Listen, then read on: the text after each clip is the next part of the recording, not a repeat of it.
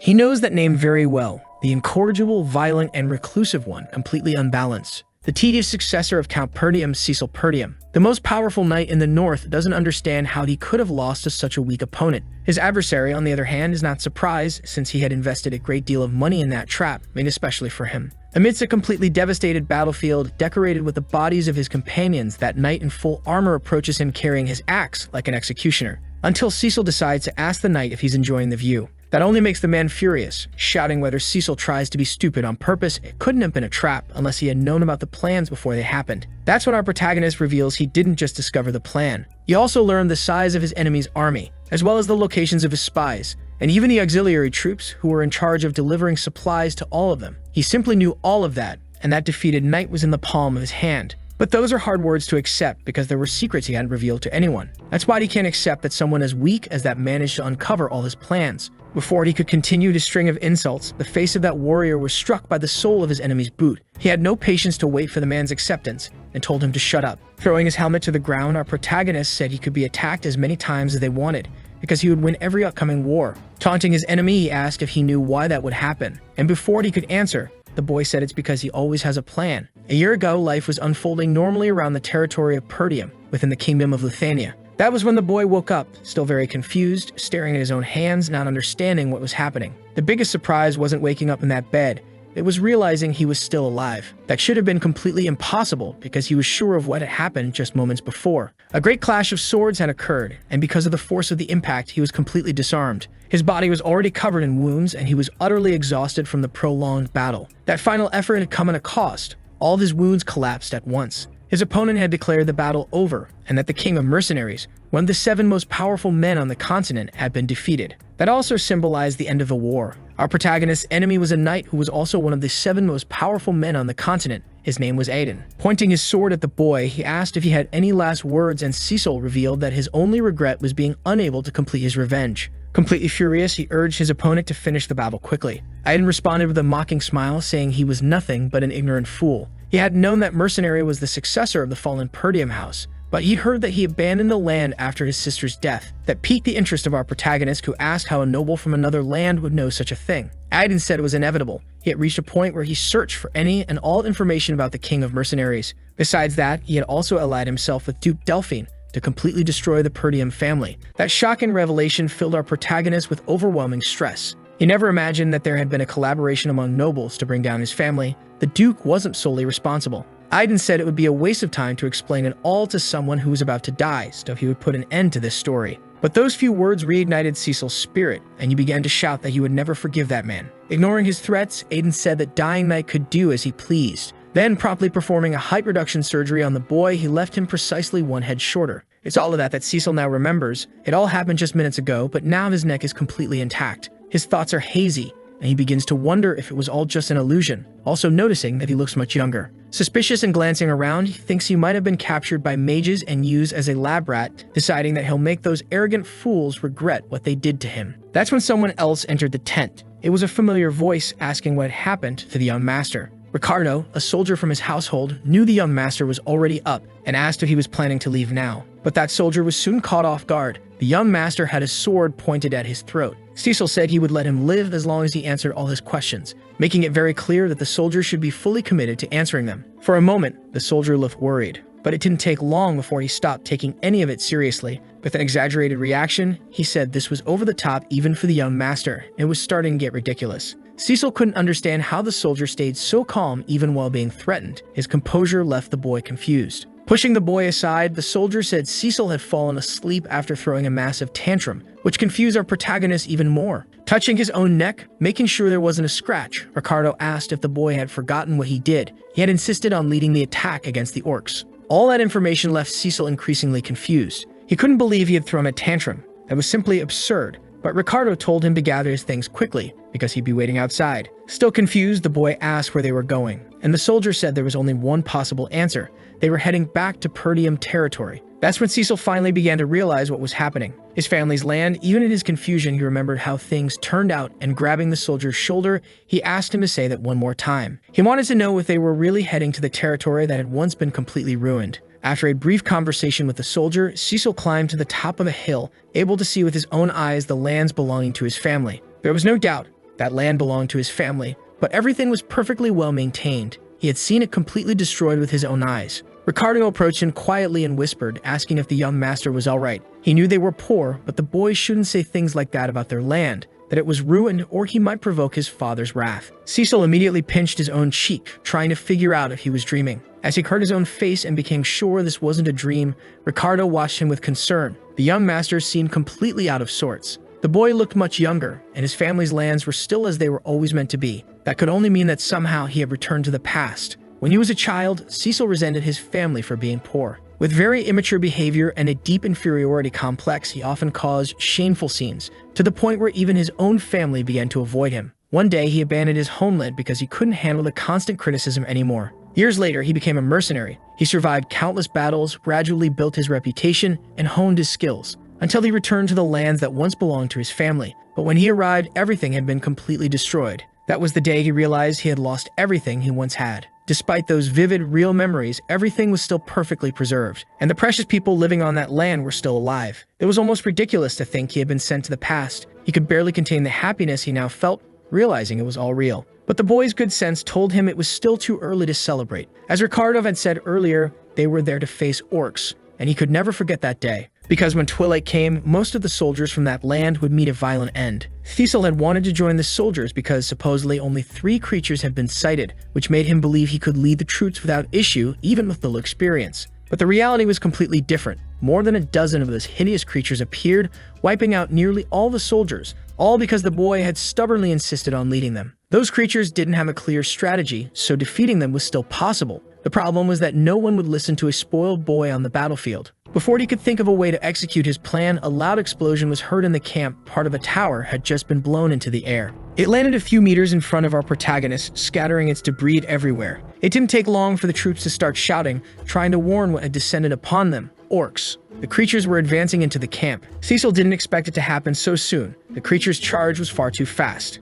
With no containment plan in place, the orcs began slaughtering the soldiers, almost like travel agents offering one-way tickets to the afterlife. That's when the leadership among them gave an order to the troops. They were to form up immediately. That knight's name is Skovin, and he's the commander of the expedition. He told the soldiers to stay calm as they needed to take up defensive positions. But chaos had already taken over the battlefield. The orcs had turned into butchers. Skovin hadn't been expecting anything like this. He realized they had been ambushed and there were many more creatures than had been reported. At that pace, it was only a matter of time before they were all defeated. In the heat of battle, someone called out to the commander. There was a warning. He had to look behind him immediately. His life was in danger. Even knowing what was about to happen, there wasn't enough time for him to react, and the one who gave the warning had to take action. Our protagonist's hand grabbed the commander by the shoulders. Managing to throw him out of reach, he pulled the man away from the creature's blade. Skovin saw everything that had happened, but still couldn't believe it. It was the young master standing on the front lines of the battle. But even more unbelievable was what he had done, intercepting that attack with his own blade.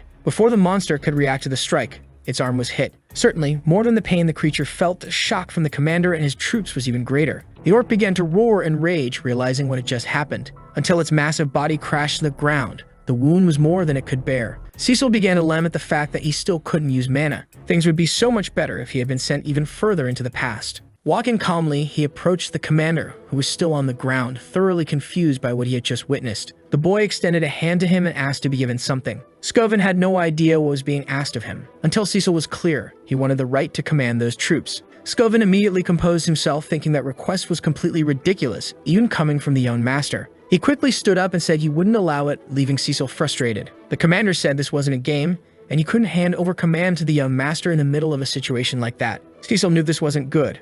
The problem was, he would have had the same reaction as the commander if their roles were reversed. No one could trust a spoiled kid. As soon as they finished speaking, another orc approached them, ready to finish what the first one couldn't. Skovin was deeply concerned for the hare, telling him to get back, he would handle it. But Cecil ignored those words and raised his sword aggressively, saying the commander had left him no other choice. He hurled the blade with such force toward the creature that the commander had to dodge it. Skovin immediately grabbed the boy by the collar, demanding to know if he realized what he had done. That was incredibly dangerous. But even he realized when it just happened. Looking behind him, he was once again speechless, because the sword had struck the orc's skull with precision. Even with such a severe wound, the creature still twitched in pain, until his body finally succumbed to the extent of its injuries, collapsing lifelessly to the ground. Scoven was trying to understand what had just happened. The boy had struck a vital point on the creature. Cecil approached the commander once more and asked if he knew what was most important in a battle. Before he could hear the answer, it was clear that all the soldiers around were terrified. Cecil said no one wins a fight while drenched in fear. You need to have an unshakable fighting spirit. Then the boy began to run toward his sword, and as soon as he picked it up again,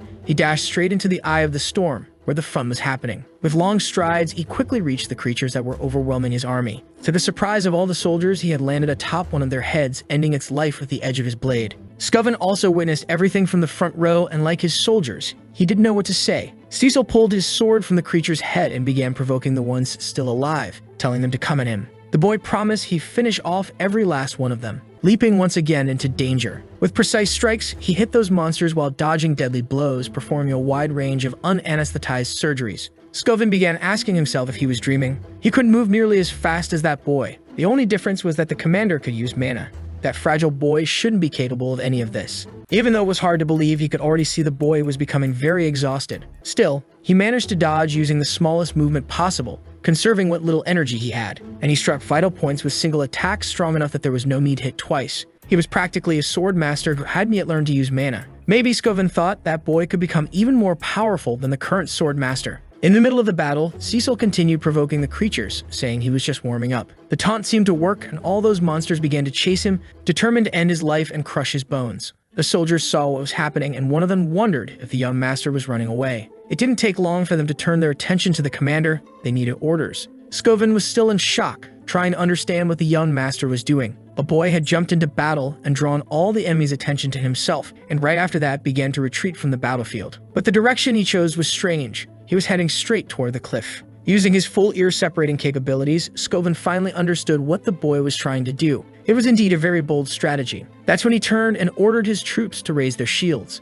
because all of them were going to follow the young master's path. Meanwhile, the boy was fleeing from the creatures like he was a fentanyl pack escaping from addicts. He knew that if the commander was a capable strategist, he'd already realized what was happening. Cecil would love to finish off those creatures with his sword, but his body was so weak now he was close to collapsing from exhaustion. But he was sure, now that he was positioned at the edge of the cliff, that his family's soldiers would do their part of the plan. The boy was completely surrounded and the orcs were pressing in closer. That's when the creatures sensed something happening. All the soldiers now carried shields and spears, advancing rapidly toward the monsters. Seeing this, Cecil gave a faint smile. His plan had been understood. Now he could jump off the cliff without worry, because soon the soldiers would begin to act. The commander had already given the order to all units. They were to push all the creatures off the cliff. The soldier line managed to push the monsters. Even though they were strong, the soldiers' strategy prevailed. The commander kept encouraging his troops, until finally they managed to shove every last one of them over the edge. The orcs fell to their doom, while the boy clung desperately to the edge of the cliff. Stating that the battle was finally over, the soldiers sighed in relief. But among them, the commander remained worried, wanting to know what had happened to the young master. Then he saw the boy had managed to wedge his sword into the cliff wall,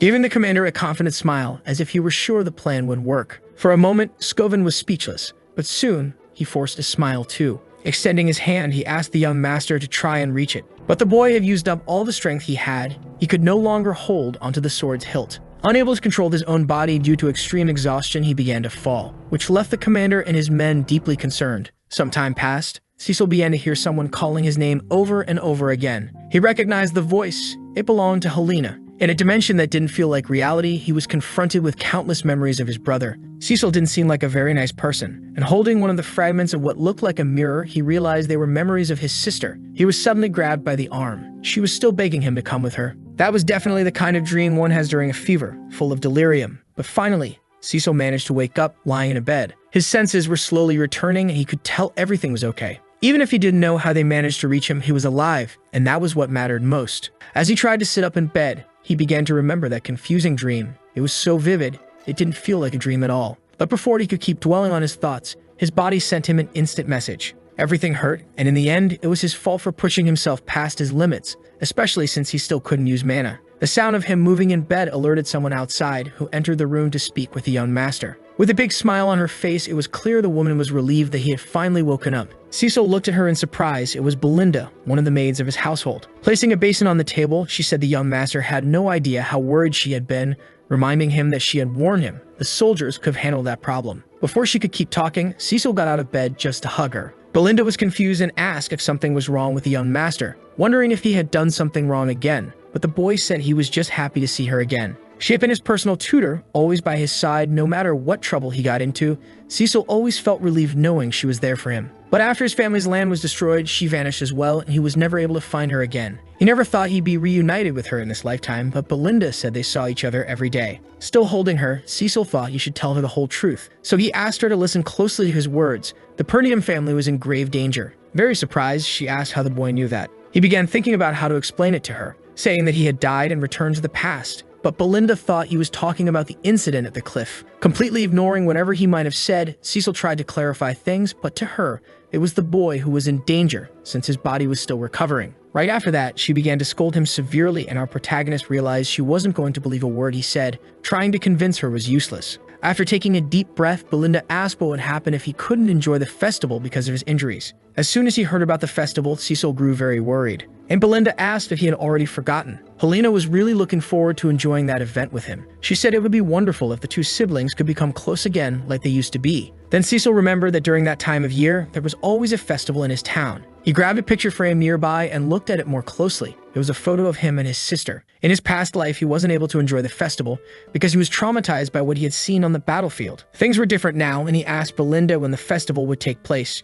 She said it was in 1 week. Now the boy had a sense of his time limit, because there was one day in particular that changed his life forever, until someone opened the door and asked if Cecil was in there. The memory he had of that day had haunted him for his entire life. He remembered Helena begging him to go with her to the festival, and the person who entered the room was his sister. In 1 week, she would lose her life. The moment he saw his sister again after so many years, Cecil ran over to hug her. Belinda was so caught off guard she didn't know how to react either. Helena was immediately confused and thought her brother might be playing some kind of prank. Still holding her, Cecil said he had missed her. Helena began to find the whole thing repulsive and pushed her brother away. Cecil felt that the push actually hurt a little and began wondering if his sister had always been that strong. Helena said she only came because Belinda asked her to, but she made it clear she wouldn't forgive her brother so easily, and the boy had no idea what she was talking about. Then she reminded him of what he had said to her, to stay far away because even the sound of her breathing annoyed him. Cecil couldn't believe he had ever said something like that. He knew he hadn't been very close to his sister in the past, but hearing that made him realize he had truly been despicable, so he apologized to her. Belinda and Helena could hardly believe what was happening. The girl thought her brother must have been hit on the head, which would explain why he was acting so strangely. Cecil said he was the one who defeated the creatures, and he couldn't stand hearing them say he'd been beaten up by them anymore. As soon as he finished saying that, he felt his entire body ache all over again. Helena said it was hard to believe him considering his body had been carried into that room on a stretcher. While he groaned in pain, the two of them began to laugh, but that didn't bother him. He simply realized that he was living his life again, and that simple moment was playing out exactly as he remembered it. It was even hard to understand why he had wasted his life. He had refused his sister's invitation to go to the festival because of what happened during the expedition with the soldiers. That refusal was the last time he saw her in his life. Helena's body was found next to her guards in several pieces. The regret still burns in his chest. He feels he should have gone with her that day. Lost in thought, he heard someone knocking at the door, asking for permission to enter. It was Helena's personal guards, Jamal and Felipe. The girl asked if something had happened, since she had told them to wait outside. The guards apologized, but they were delivering a message from the servants.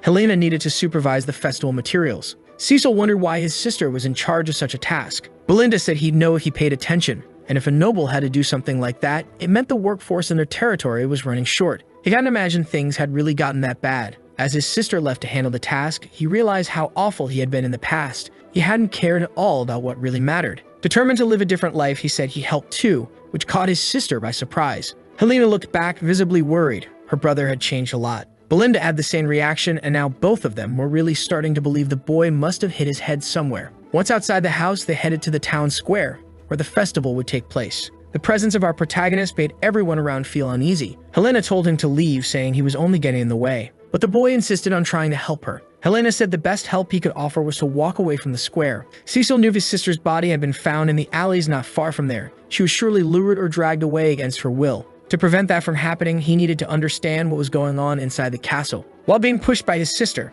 one of the guards approached the boy to speak with him. Cecil immediately recognized the man's voice. It was old Fergus, who, breathing heavily, said he was relieved to see the young master safe. As a loyal knight, he had come as quickly as possible after hearing that the boy had been beaten by orcs. Cecil asked him not to bring up that subject again. To Helena, that was the perfect opportunity. She asked the knight to take her brother back to his room since he'd been acting strange ever since he woke up. Cecil thought to himself that his reputation was definitely a problem. Since he couldn't change much of what he was living right now, he decided he'd gather more information throughout the week. Turning to Fergus, he asked about the training hall in the castle and requested to be taken there. The man was surprised. He had no idea what the young master intended to do. Then Cecil told him he was going to start training. Having known the young master since he was a child, the old man couldn't help but be very surprised. Agreeing to the boy's request, he showed him the way. As soon as he arrived at the hall, Cecil was amazed. The whole place was very well maintained. It was truly impressive. He realized he'd be able to train there without any trouble. Back in his days as a mercenary, he had never dreamed of having a place as good as that. Fergus said he had kept the place in great shape, hoping that one day the young master would want to use it.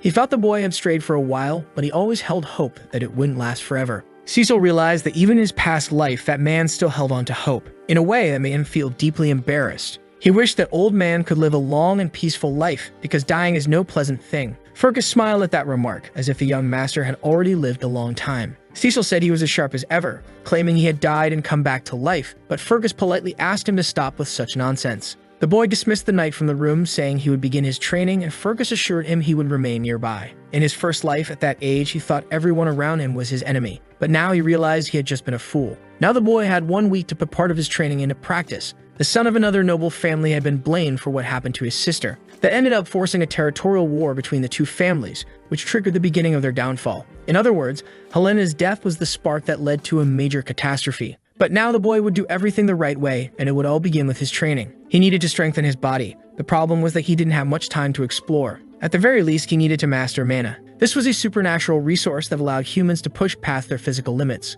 Most people struggled to sense that energy, but even in the chaos of battle, Cecil had been able to train his mana. The secret was to gather every particle from the air and compress them into a large orb. Cecil had survived thousands of battles. Creating a mana core was far from the hardest thing he had ever done. It was no surprise he became one of the 7 most powerful men on the entire continent. In his past life, he had come across some interesting notes that inspired him to develop his own technique. Cecil discovered he could add more than 1 mana core, and even under these conditions, he was reaching his 3rd. All humans are born with them. The secret of his technique was to unite all of them. This increased his power greatly, but his body was soon overwhelmed by pain. Completely overloaded, blood began to flow from his mouth and nose. After that training session, he realized that 3 was his current limit. In his past life, he had managed to create 5. That technique allowed him to generate explosive and devastating power, but it consumed enormous amounts of mana. In fact, that was one of the issues that led to his defeat in his previous life. He had faced that enemy already drained. If the circumstances had been different, Cecil wouldn't have lost. The technique he created had always been unstable,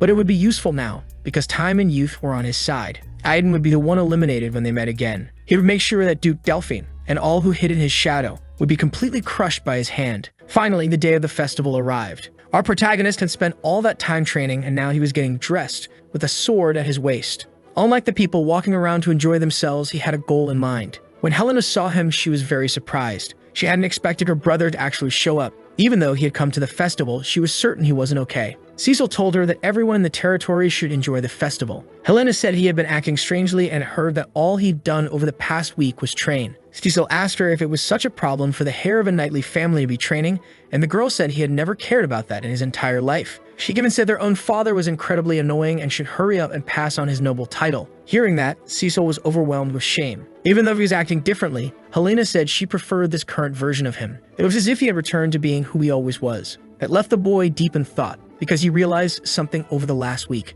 His actions were already changing the behavior of those around him. Meanwhile, Belinda was giving instructions to Helena's personal guards to also keep an eye on the young master. Cecil and his actions were altering the course of events, and he couldn't predict everything that would result from that. It would be up to him to act with wisdom, since he knew the future and would need to adapt as things changed. And for what is going to happen that night, he is already prepared. Helena is buying all kinds of things at the festival, while Cecil remains alert. She walks around the place without a care in the world, but the boy stays vigilant. At the end of the night, she says this was all really fun, but that it's always the same thing every year. She wishes there was something new to do. Cecil noticed the festival was almost over and nothing had happened so far. Maybe his presence was already changing things. Still deep in thought, he heard someone asking his sister if she'd like to try something new. He said he'd heard from a friend that something different was happening in another neighborhood. Helena said she'd blame him if it turned out not to be fun, and Cecil watched her walk away. Now he was sure who was responsible. It was her personal guards, the true traitors and the ones responsible for the great tragedy. Those two had been in charge of protecting her ever since Helena was a small child. They were the most trusted people around her. In the past, it was said they had died trying to protect her, but the boy realized they were involved. They were definitely traitors. Cecil followed them too, and the guards claimed they had finally arrived at the location. They were in a dead-end alley, and there was absolutely nothing in that place. Helena even tried looking around, but there was nothing, and on top of that, the place was filthy. One of the guards said things weren't ready yet, but he was sure the festival would soon begin there. Helena told him he was being ridiculous. It was obvious nothing was going to happen in that place. After examining the surroundings, Cecil realized what was really going on. It wasn't a dead-end alley. The streets that could serve as exits had been completely blocked off. This was clearly a setup. Before he could do anything, Helena grabbed him by the arm. She wanted to leave, saying this must be the wrong place. One of the guards tried to get her to wait just a little longer. Once again, Cecil couldn't understand how his sister was so strong. He asked if she had been secretly training. Without noticing, Helena bumped into one of her guards who was blocking her path. He said they should wait just a bit more. Since Philip was being more assertive, the girl found his behavior strange. She said the two of them were acting weird. Then Jomel said it was never their intention to scare her, but they had accepted a very interesting offer. Helena was completely shocked by those words. That's when another person revealed they were there too. And that mysterious man was accompanied by two henchmen. His name was Frank, and he said the soldiers had fulfilled their part of the plan. Jomel approached him, saying it was obvious they'd be able to pull it off. Now it was time for the next step. Frank noticed that the Count's son was also there and was certain he hadn't been part of the deal. Our boy remained unfazed while Helena couldn't stop trembling in fear. The corrupt guard said the boy was a bonus reward. He had followed them all the way there without realizing he was walking into his grave. Cecil asked if the guard really believed he'd walk away alive after selling out the Count's children. Jomel said the boy should start worrying about himself since the two guards had earned enough money to live the rest of their lives without lifting a finger. They were tired of that miserable, despicable place. Always poor, always under attack by barbarians. He revealed they weren't the only ones who wanted to leave that land. Before he could continue with his generic speech, our boy sliced through the corrupt guard's body. Jamal didn't even have time to understand what his eyes had just witnessed. That sudden strike left everyone in the alley horrified, and those who weren't scared were now speechless.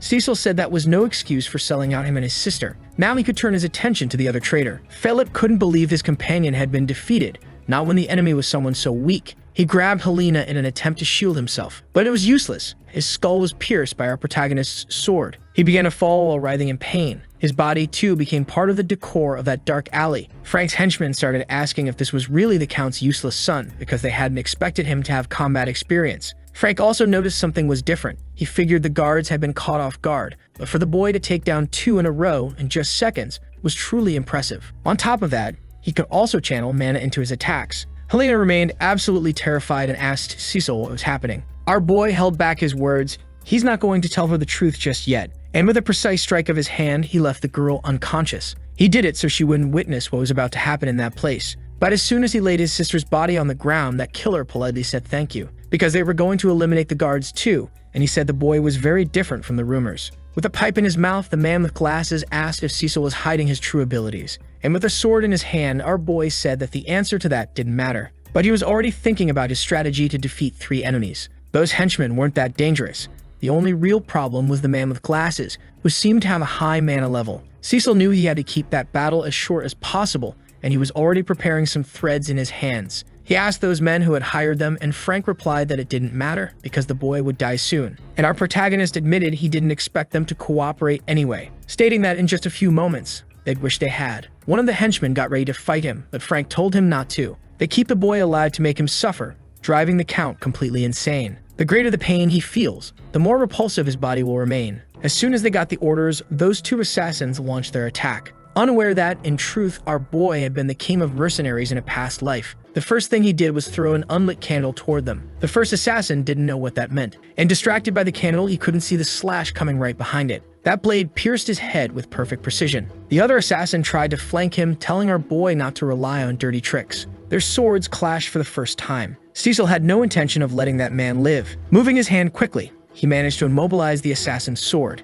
Now disarmed, he wouldn't be able to block a blow from Cecil's sword. And so yet another person had their height forcibly and irreversibly reduced. As soon as he finished off the second, Cecil realized he had to stay alert, because Frank tried to strike immediately, aiming for his blind spot. If it weren't for the boy's skill, he wouldn't have been able to defend himself in such an unorthodox way. Even the assassin was impressed by that display. He was sure he completely masked his presence. It didn't take long for him to realize the boy had taken the offensive again. Launching a slash that nearly hit his head, Frank managed to dodge it but lost his pipe and nearly lost his neck. Since the two were close, the assassin counterattacked immediately. But Cecil, now wielding 2 swords, managed to block the blow. Frank said that was truly surprising. If he had less mana, his head wouldn't still be on his shoulders. Cecil was deeply frustrated knowing he'd landed the hit, but his opponent had blocked it using mana. Frank said he had no idea how the boy had learned such a strange fighting style, especially someone so young. And maybe he'd never get the answer, since the boy would die that night. Sounding quite confident, Frank said he wouldn't be defeated by someone with less mana than him. And that place would become our protagonist's grave. Even under pressure and facing all those threats, the boy kept smiling,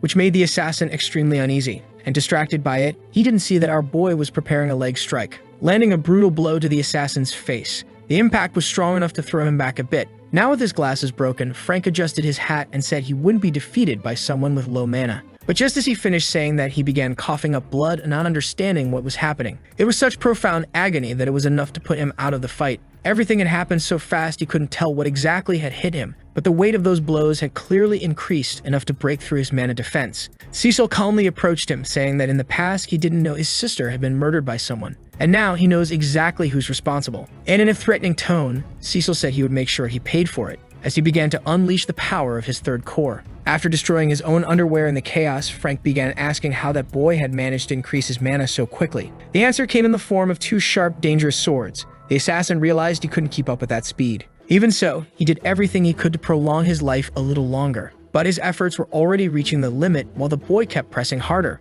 It wasn't easy to deflect all that power. To him, it was starting to become ridiculous. His hands were throbbing just from blocking those strikes. Even if he could amplify his own mana, the boy shouldn't be able to deliver such heavy blows. The assassin had never heard of any technique capable of producing something like that. It was as if he were facing a completely different person. Prepared to block another strike, the assassin positioned his sword, but forgot to tell it that it needed to stay intact. That's how our boy managed to land the first cut on that disgusting creature's body. The first one that actually made him feel pain and regret being in a place like that. Determined, Cecil pushed forward with his blade to finish the job, executing a piercing attack that couldn't possibly be blocked. It made the assassin writhe in pain, spitting blood violently. But before he could hit the ground, Cecil pinned him against the wall with his forearm. With the situation under control, he said he'd continue from where he left off. While keeping the assassin under his grip, he asked once again who had hired him. As a last resort and desperate to turn the battle around, the assassin tried to use a hidden dagger, trying to at least take the girl's life. He was already prepared to throw the blade. That's when he felt something strange. It was as if his hand was tied to something. Cecil suggested the assassin should stop trying those stupid tricks.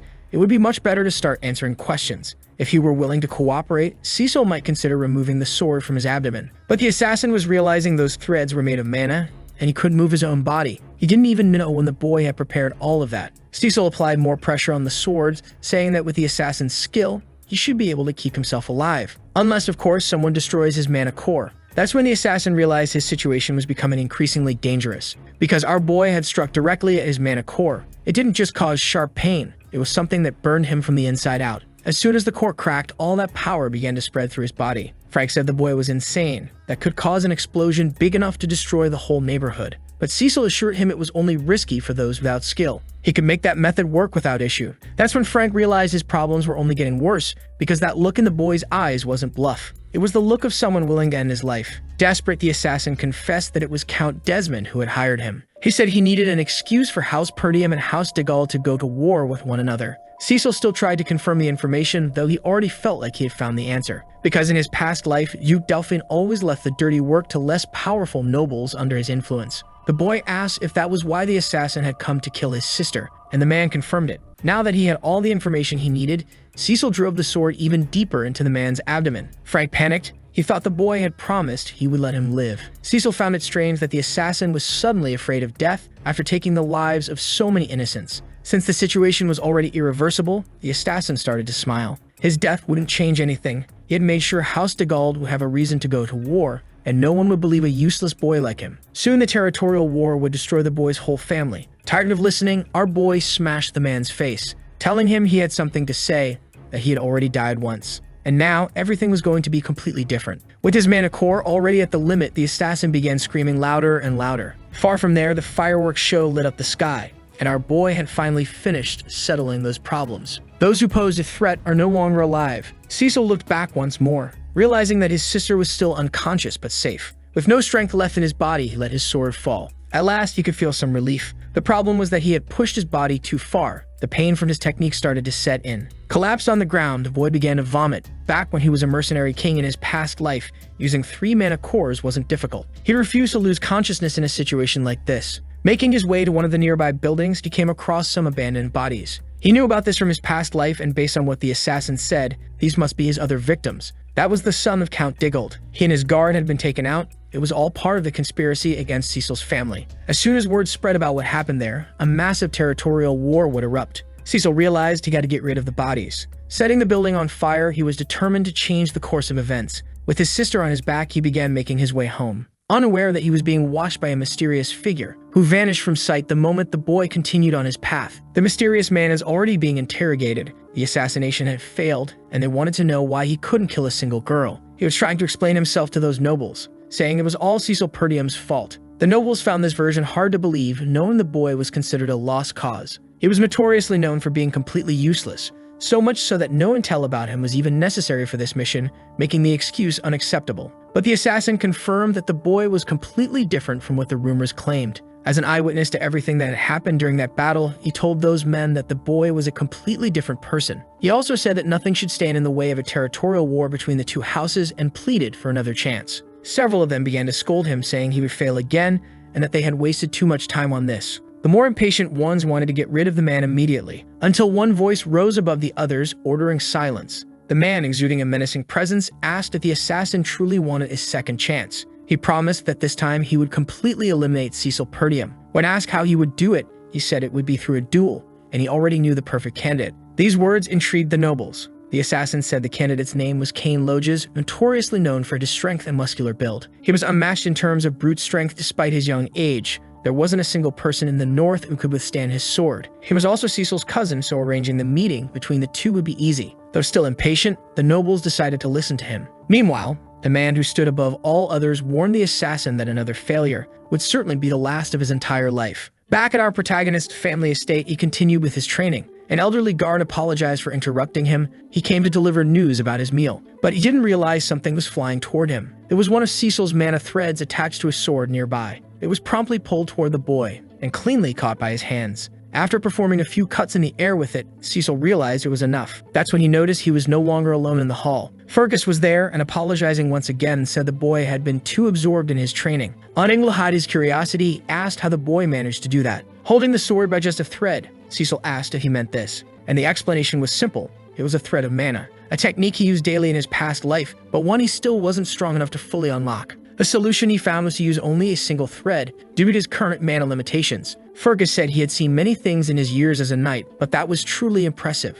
and unheard of. The old man knew the boy hadn't been able to use these kinds of abilities before and had even started training late. He wanted to know how Cecil was now able to do all of this, and our boy asked if he was bringing news. To his surprise, Fergus said he had come to thank him. Not knowing what for, the night was clear. He was talking about what the boy had done for Helena's life. Cecil said he shouldn't be thanked, as he had only done what anyone else in his place would have done. Now they could leave and get something to eat. Because of what happened to Helena, the rest of the festival had been cancelled. That assassination attempt had been truly serious. Helena was sitting at the table, furious that no one believed her when she said her brother was the one who saved her. She told Cecil he should do something about it, but he didn't care either. People wouldn't believe anything he said. When Belinda found out that Nina's personal guards had tried to do such a thing, she was furious. Cecil had managed to change the first major event of his life. Helena was alive. He had prevented a large territorial war from breaking out, at least for now, but he was sure his enemies would continue trying. Alone, he wouldn't be able to persevere forever. He needed to build a force of his own. Thinking about this, he got distracted when a maid entered the room.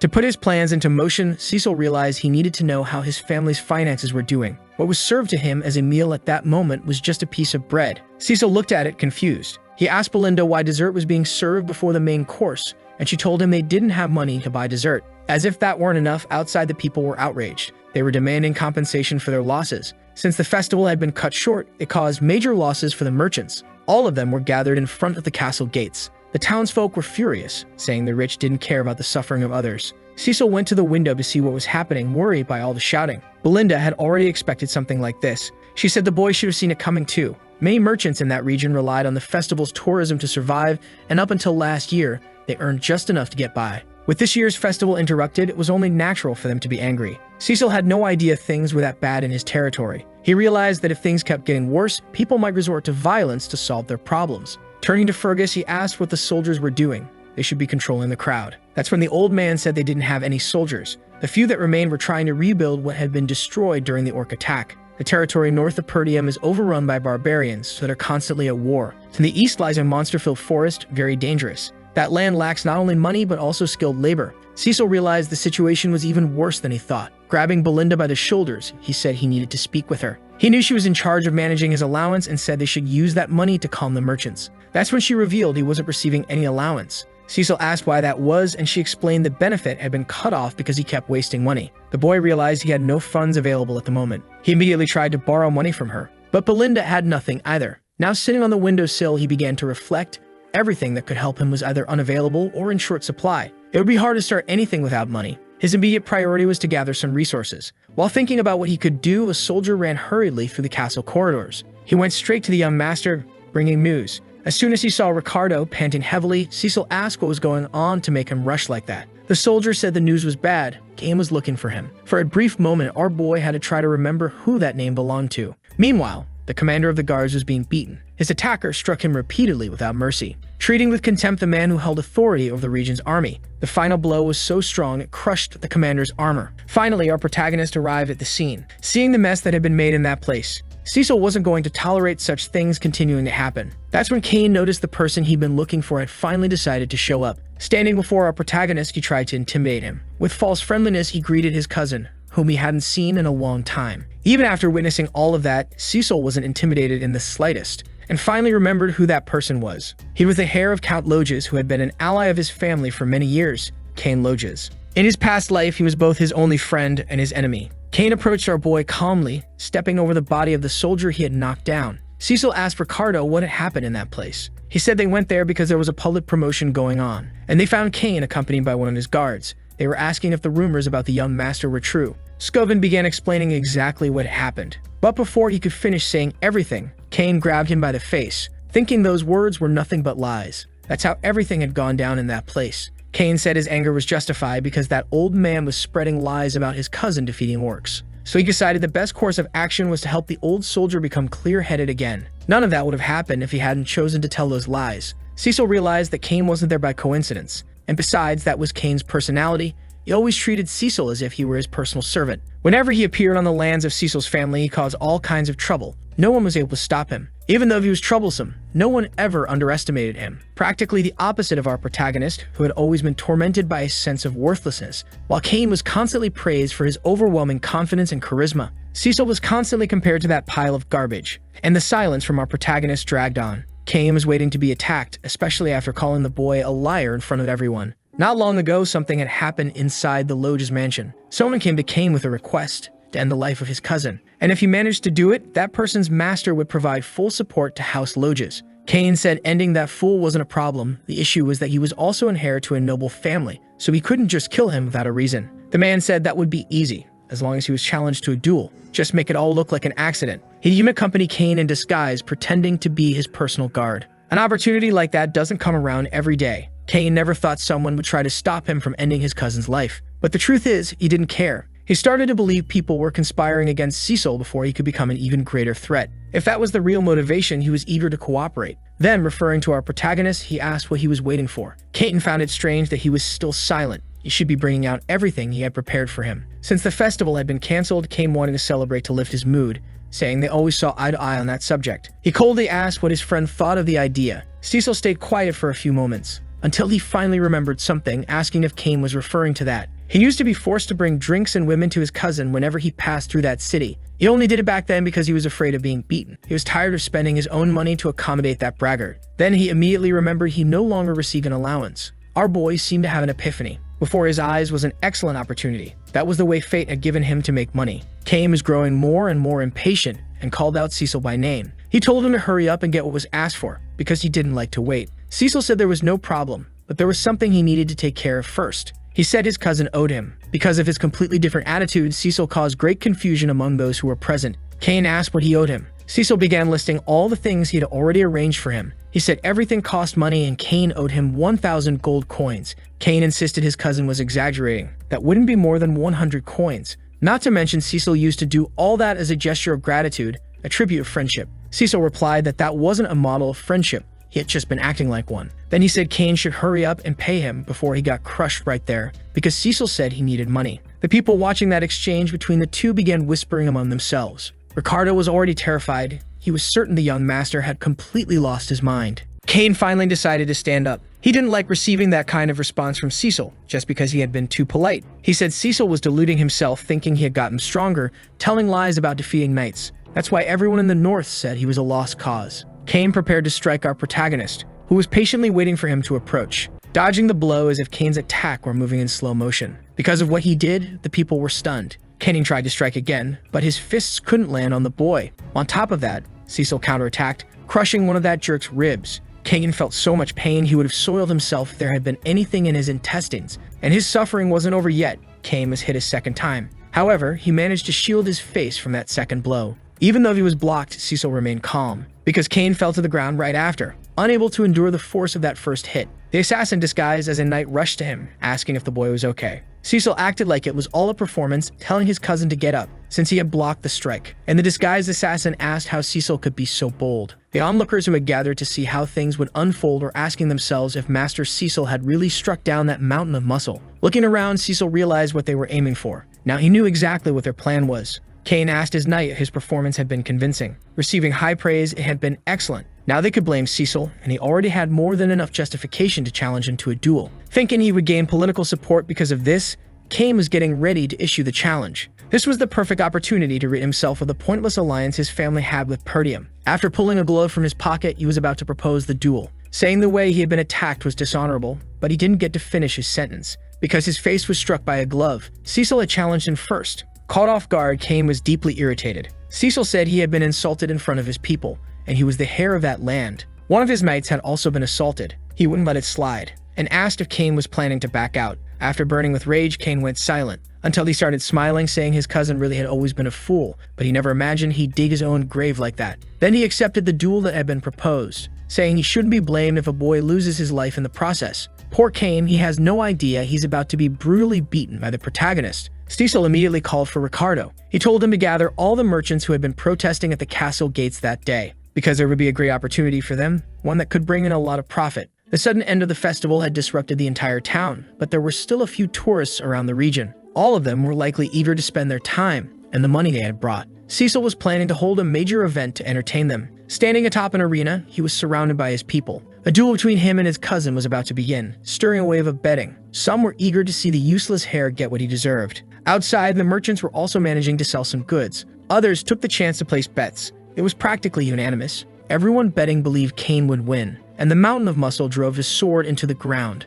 Saying our protagonist was mocking that sacred duel, he decided to give him a warning. Even if he begged for mercy, his blade wouldn't stop. But our boy couldn't feel threatened by those words, because he knew very well that outcome was exactly what those bastards wanted. Now that the crowd had gathered around them, they could begin. That's when Kane's knight spoke up again. He didn't think this would turn into a real bet, so a few people asked what he meant by that. That's when the man handling the betting pool said no one had placed any money on the young master's victory. Cecil wasn't surprised at all. He hadn't had time yet to change his reputation, and people began saying that the useless one couldn't possibly win that duel. Betting on him was like investing in the impossible. Kane said that even the people of that land were against the heir of those lands. Someone suggested changing the bet. They wanted to know how long Cecil would be able to hold out. That's when a man placed a large sack of money on the table. It was the commander of the soldiers, saying he would bet on the young master's victory. Even though everyone doubted him, that gesture brought a smile to Cecil's face. That soldier wasn't the only one to place a bet. Helena and Belinda also came forward to bet on the young master's victory. This gesture truly surprised everyone, especially our protagonist, who had just asked both of them for a loan. The townspeople weren't expecting Helena to place a bet. Helena asked if that amount was enough, while Belinda said she had tried to warn her about the risks of such a bet. The disguised assassin didn't seem pleased by any of it, while Kane claimed this was all just a waste of time. Cecil said that since he was the older of the two, it wouldn't be proper for him to attack first. Even so, he began drawing his own sword, showing he was ready to start the fight. He told Kane to come at him. The mountain of muscle assumed it was just provocation. Preparing to attack, he said no one cared whether Cecil was older or not. As soon as the referee began the match, Kane launched himself furiously at his opponent. That mountain of trembolone-fueled muscle came down on our protagonist like a meteor. Their blades clashed brutally. Cecil had to use every ounce of his strength to keep defending. Kane said there was no need to act like he had a reputation to uphold, and with a swift move of his sword, he nearly disarmed our boy. He also tried to strike him with the hilt, but Cecil dodged easily. Still, he had to avoid the follow-up attack as well, because his cousin was wielding that sword like a giant club. The spectators realized something. Kane only needed to land one hit to win. Cecil, on the other hand, didn't look the least bit impressed by what was happening. Belinda was starting to get very worried and asked Helena if they should stop it, but the girl didn't seem concerned either. The assassin, however, knew it was too late. Once Kane's opponents started clashing blades with him, they fell right into his trap. After feeling that destructive power, they got scared and focused only on dodging. That caused them to tire quickly, creating an opening and leading to their final defeat. That's how Kane had won all his battles until now. He kept pressing, and our boy kept dodging everything. In the middle of the fight, he started mocking Cecil, saying he moved like a rat. But that wouldn't be enough to preserve his life. Kane tried to land a decisive blow, but his attack was blocked. Having changed the way he held the sword, he tried to hook Cecil with the guard, throwing Cecil's body high into the air. Everyone began to worry, and the assassin was sure the battle would be decided then. There was no way Cecil could avoid the damage from that fall. Not to mention, down in the arena, the mountain of muscle was waiting for him. Using his mana threads, Cecil said he had planned to take it easy, but his cousin had gone too far. Cecil landed safely on the ground, and moving swiftly, he closed the gap, now dangerously close to his opponent. Kane couldn't react. He looked back, trying to understand what had just happened. The assassin realized that Cecil had used his mana to strengthen his legs. That's how he closed the distance. It had been only a small demonstration of his power. Cecil said his cousin used that crude technique to intimidate his enemies, but now he was going to help him understand the truth. Kane began to feel insulted by such a comment. Preparing to attack again, he said his cousin wasn't capable of doing anything to him. And before he could deliver his blow, Cecil kicked the hilt of his sword. While neutralizing that attack, he also managed to slash Kane's arm. Before he hit the ground, Cecil landed several more strikes. All of it only served to make the mountain of muscle even angrier. Even though his blows were fast, he still couldn't land a single hit on Cecil. This time, our boy managed to immobilize his enemy's blade by stepping on it. That gave him the perfect opening to deliver a clean strike. His movement was faster than Kane's reaction, and that blade sliced across his neck. Cecil remains completely calm, while his enemy's body began to show all the wounds it had accumulated. Several people were watching that duel, and now they're surprised by the turn it had taken. It's hard to believe Cecil has improved so much. Some are beginning to think he might actually win. From Helena's posture, it's clear she never doubted for a second. Even the commander of the soldiers started to smile. While the disguised assassin was busy destroying yet another pair of underwear, Kane noticed that all of his wounds were superficial, realizing that Cecil had done it on purpose. A bit frightened, he began to wonder when that useless boy had managed to improve so much. Meanwhile, Cecil watched him with a touch of disdain, until he decided to throw away his own sword. As the blade dragged along the ground, Cecil said this would be fun as the gap between them was too great, saying he would continue the duel using only his bare hands. This time, Kane felt deeply insulted, while our protagonist felt it was time to teach a lesson to that mountain of muscle, and he would do it with his own hands, no matter what. Kane didn't like those words at all, and began questioning our protagonist about what exactly he planned to teach. Cecil stated that the mountain of muscle couldn't withstand his sword technique, so he decided to fight with just his hands, since his cousin always bragged about his strength. As further motivation, he said he would double their bet. If Cecil walked out victorious, he'd receive 2,000 gold coins. To the citizens of that city, this challenge was absurd. They didn't believe the young master could win unarmed. Even the disguised assassin was speechless, thinking this was making things far too easy. He realized this was the ideal setup. Fate was on their side. There's no way the musclehead could lose under these conditions. And the man responsible for the bets didn't waste any time, immediately calling everyone to wager on this new phase of the fight. This greatly excited those who were watching the duel. But after witnessing a bit of Cecil's strength, people were becoming a bit more confident that the young master might actually surprise everyone. Kane ended up feeling greatly underestimated, which only made him angrier. Cecil assured him that his juice-loving cousin could use his sword if he wanted to, and by then he was completely out of control, taking off the coat he had been wearing. Like a wild beast unleashed, Kane charged our protagonist with his sword. Belinda was extremely nervous about all of this, wishing the young master would be a bit more cautious and use his sword. Kane was entirely driven by the madness of the moment, believing this time he would win. Cecil, on the other hand, was certain that what his cousin needed most right now was an unforgettable beating. Even though the attack had been fast, it wasn't enough to hit our protagonist, who used that opportunity to move in closer and closer. His steps in the arena were extremely light. He managed to circle his cousin with ease, striking his body every time an opportunity arose. And this time, he wasn't going to hold back when hitting that idiot, taking advantage of one of those openings to land a powerful punch to his cousin's jaw. The result was exactly what you'd expect. Kane's head was thrown backward, almost knocked off his own body. Trying to recover from that blow, he had to lean on the ground, completely disoriented. Kane couldn't understand how his opponent was moving faster than him. Now that the giant had been brought down through sheer force, the people were amazed at the young master's skill. Maybe he really could win. Cecil ordered the mountain of muscle to get back up, saying they were only just getting started. And once again in this battle, Kane was consumed with rage, charging like a furious beast toward our protagonist. He tried to unleash upon Cecil every sword move he had ever learned. Not only did none of them land, but he also began to think that our protagonist didn't even have the courage to look him in the eyes. He had always done what he was told, every time the musclehead had come to his lands. Now that same boy was the one beating him down so brutally. Cain believed he had to defeat him right then and there in order to secure his family's future. But the fight had taken another turn. One moment, Cecil was landing brutal hits. The next, Cain was taking even worse beatings.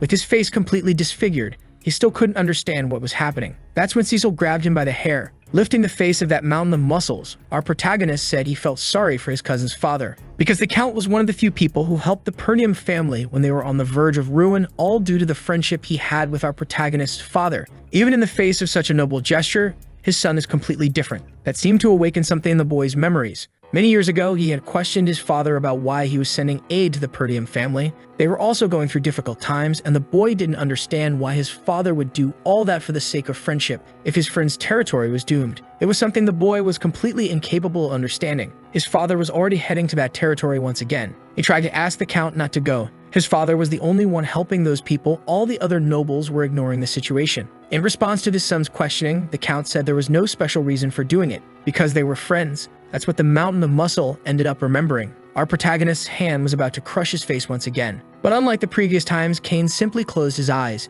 He didn't show any reaction. Surprised that he wasn't hit this time, Cecil said he hoped Cain had learned his lesson. Showing that his hand was extended to help him up, he asked his cousin to take it. For a brief moment, Cain tried to understand that gesture. Bowing his head, he realized he had been defeated in more ways than he could describe, announcing to everyone present that he had lost that duel. Even though the outcome had become predictable halfway through that beating session, everyone was still deeply shocked. Our protagonist's victory began to be celebrated because it didn't make any sense at all. Helena, Belinda, and the soldiers were also happy with the victory. The disguised assassin walked up to Cain, visibly furious. He didn't understand how that mountain of muscles had chosen to lose the fight over a small setback. He wasn't supposed to act like that. But turning his face away, Cain said he had no further business with that man. That only made the assassin even more outraged. That's when Cecil decided to approach him. He clearly had some business to settle at that moment. The assassin had no idea what he was trying to resolve. Loud enough for everyone to hear, Cecil said he would buy drinks and food for everyone there in Cain's place, which caused great embarrassment for the man. He said the offer was ridiculous and asked our protagonist to take it back immediately. But the boy grabbed him by the shoulder. It seemed the assassin still hadn't realized his situation. Cecil said that's what he owed for losing that duel,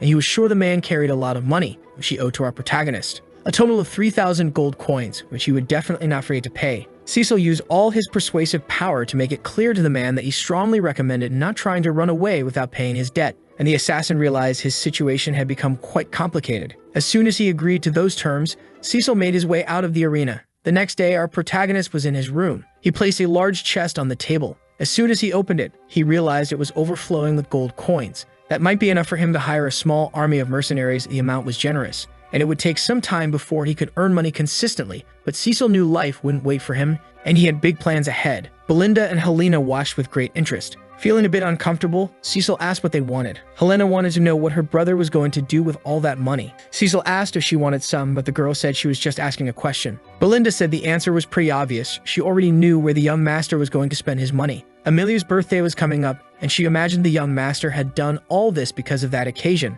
He was going to buy her a very expensive gift. While the two girls argued about how he was going to spend the money, the boy didn't say a word because he got absolutely no idea he had a fiancé. Belinda said he shouldn't act shy. They both knew he was just pretending not to remember he had a fiancé. Helena said it was the daughter of Count Leopold and that he should remember. Finally, his memories clicked into place. He knew exactly who that woman was, Amelia Leopold, loved by her people for her sweet and humble personality. But that's just a facade, hiding a woman who will soon be known as a witch for starting a rebellion. She also allied herself with Count Delphine to bring down the Perdium family, and to our protagonist, she is nothing but a traitor. Realizing he could accomplish many things now, he began to smile. He asked Belinda when her father would return, and she said it might take another week. The boy realized that was more than enough time. Standing up from his chair, he said he would pay a visit to the Leopold territory. Belinda pointed out that his fiancé's birthday hadn't arrived yet and asked why he was going so early. The boy didn't even try to hide the truth. He said he was going there to get more money. Amelia always has a spider landing on her face.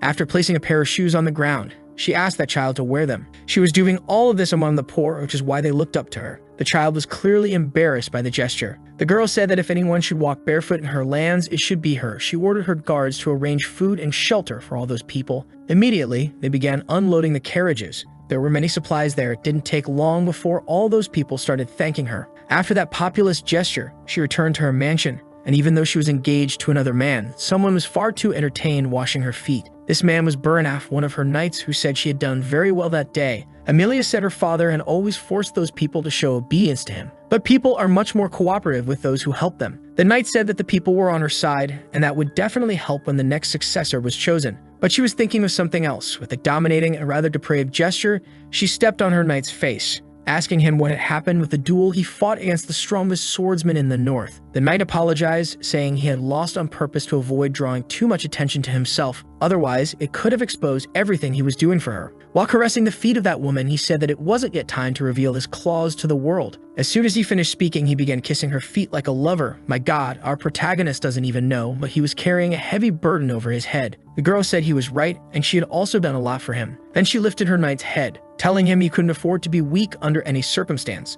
Asking about the company, he said there was no need to worry about anything. Everything the Perdium family was buying to rebuild what had been destroyed by the monsters was coming from their company. They were collecting all the funds that Count Leipold sent each year to support them. In addition, they were also recruiting all the soldiers and knights who had deserted from that territory, many of them highly skilled from constant battles against monsters and barbarians. Amelia said the company needed to appear as a completely ordinary merchant group. They couldn't be exposed yet. Then their conversation was interrupted by the butler. The knight said Amelia was resting and asked who had given the man permission to enter the garden unannounced. The butler said he brought news from the gates. Cecil was there to make a visit. Amelia was surprised. She wanted to know what that useless boy was doing there. The butler started stuttering and sweating a lot as he hadn't yet delivered the full message. Cecil said he had come because he wanted to discuss something about her company. They went to the meeting room, and the woman who wanted to place a heavy burden on our protagonist's head was now sitting across from him. Cecil greeted her in a friendly manner. The woman said nothing, and the cat on her lap seemed to dislike the guest. She said it was very rude of him to visit without notice. Cecil replied that since her birthday was approaching, he had come to give her a gift. He showed her a flower he had bought from a company nearby and said he had decided to start buying from them going forward. He was trying to remember the name of it. It was the Axiom Company. Amelia was quite suspicious of all those words, saying she wasn't sure what Cecil was trying to imply. And since she had already received his gift, she said she would be ending the meeting. Our protagonist wasn't pleased with her attitude in calling his, until then, fiancé by her full name. He ordered her to sit down once more. He ended up letting a bit of his mana leak into the air, sending chills down her spine. Amelia couldn't explain that pressure after all.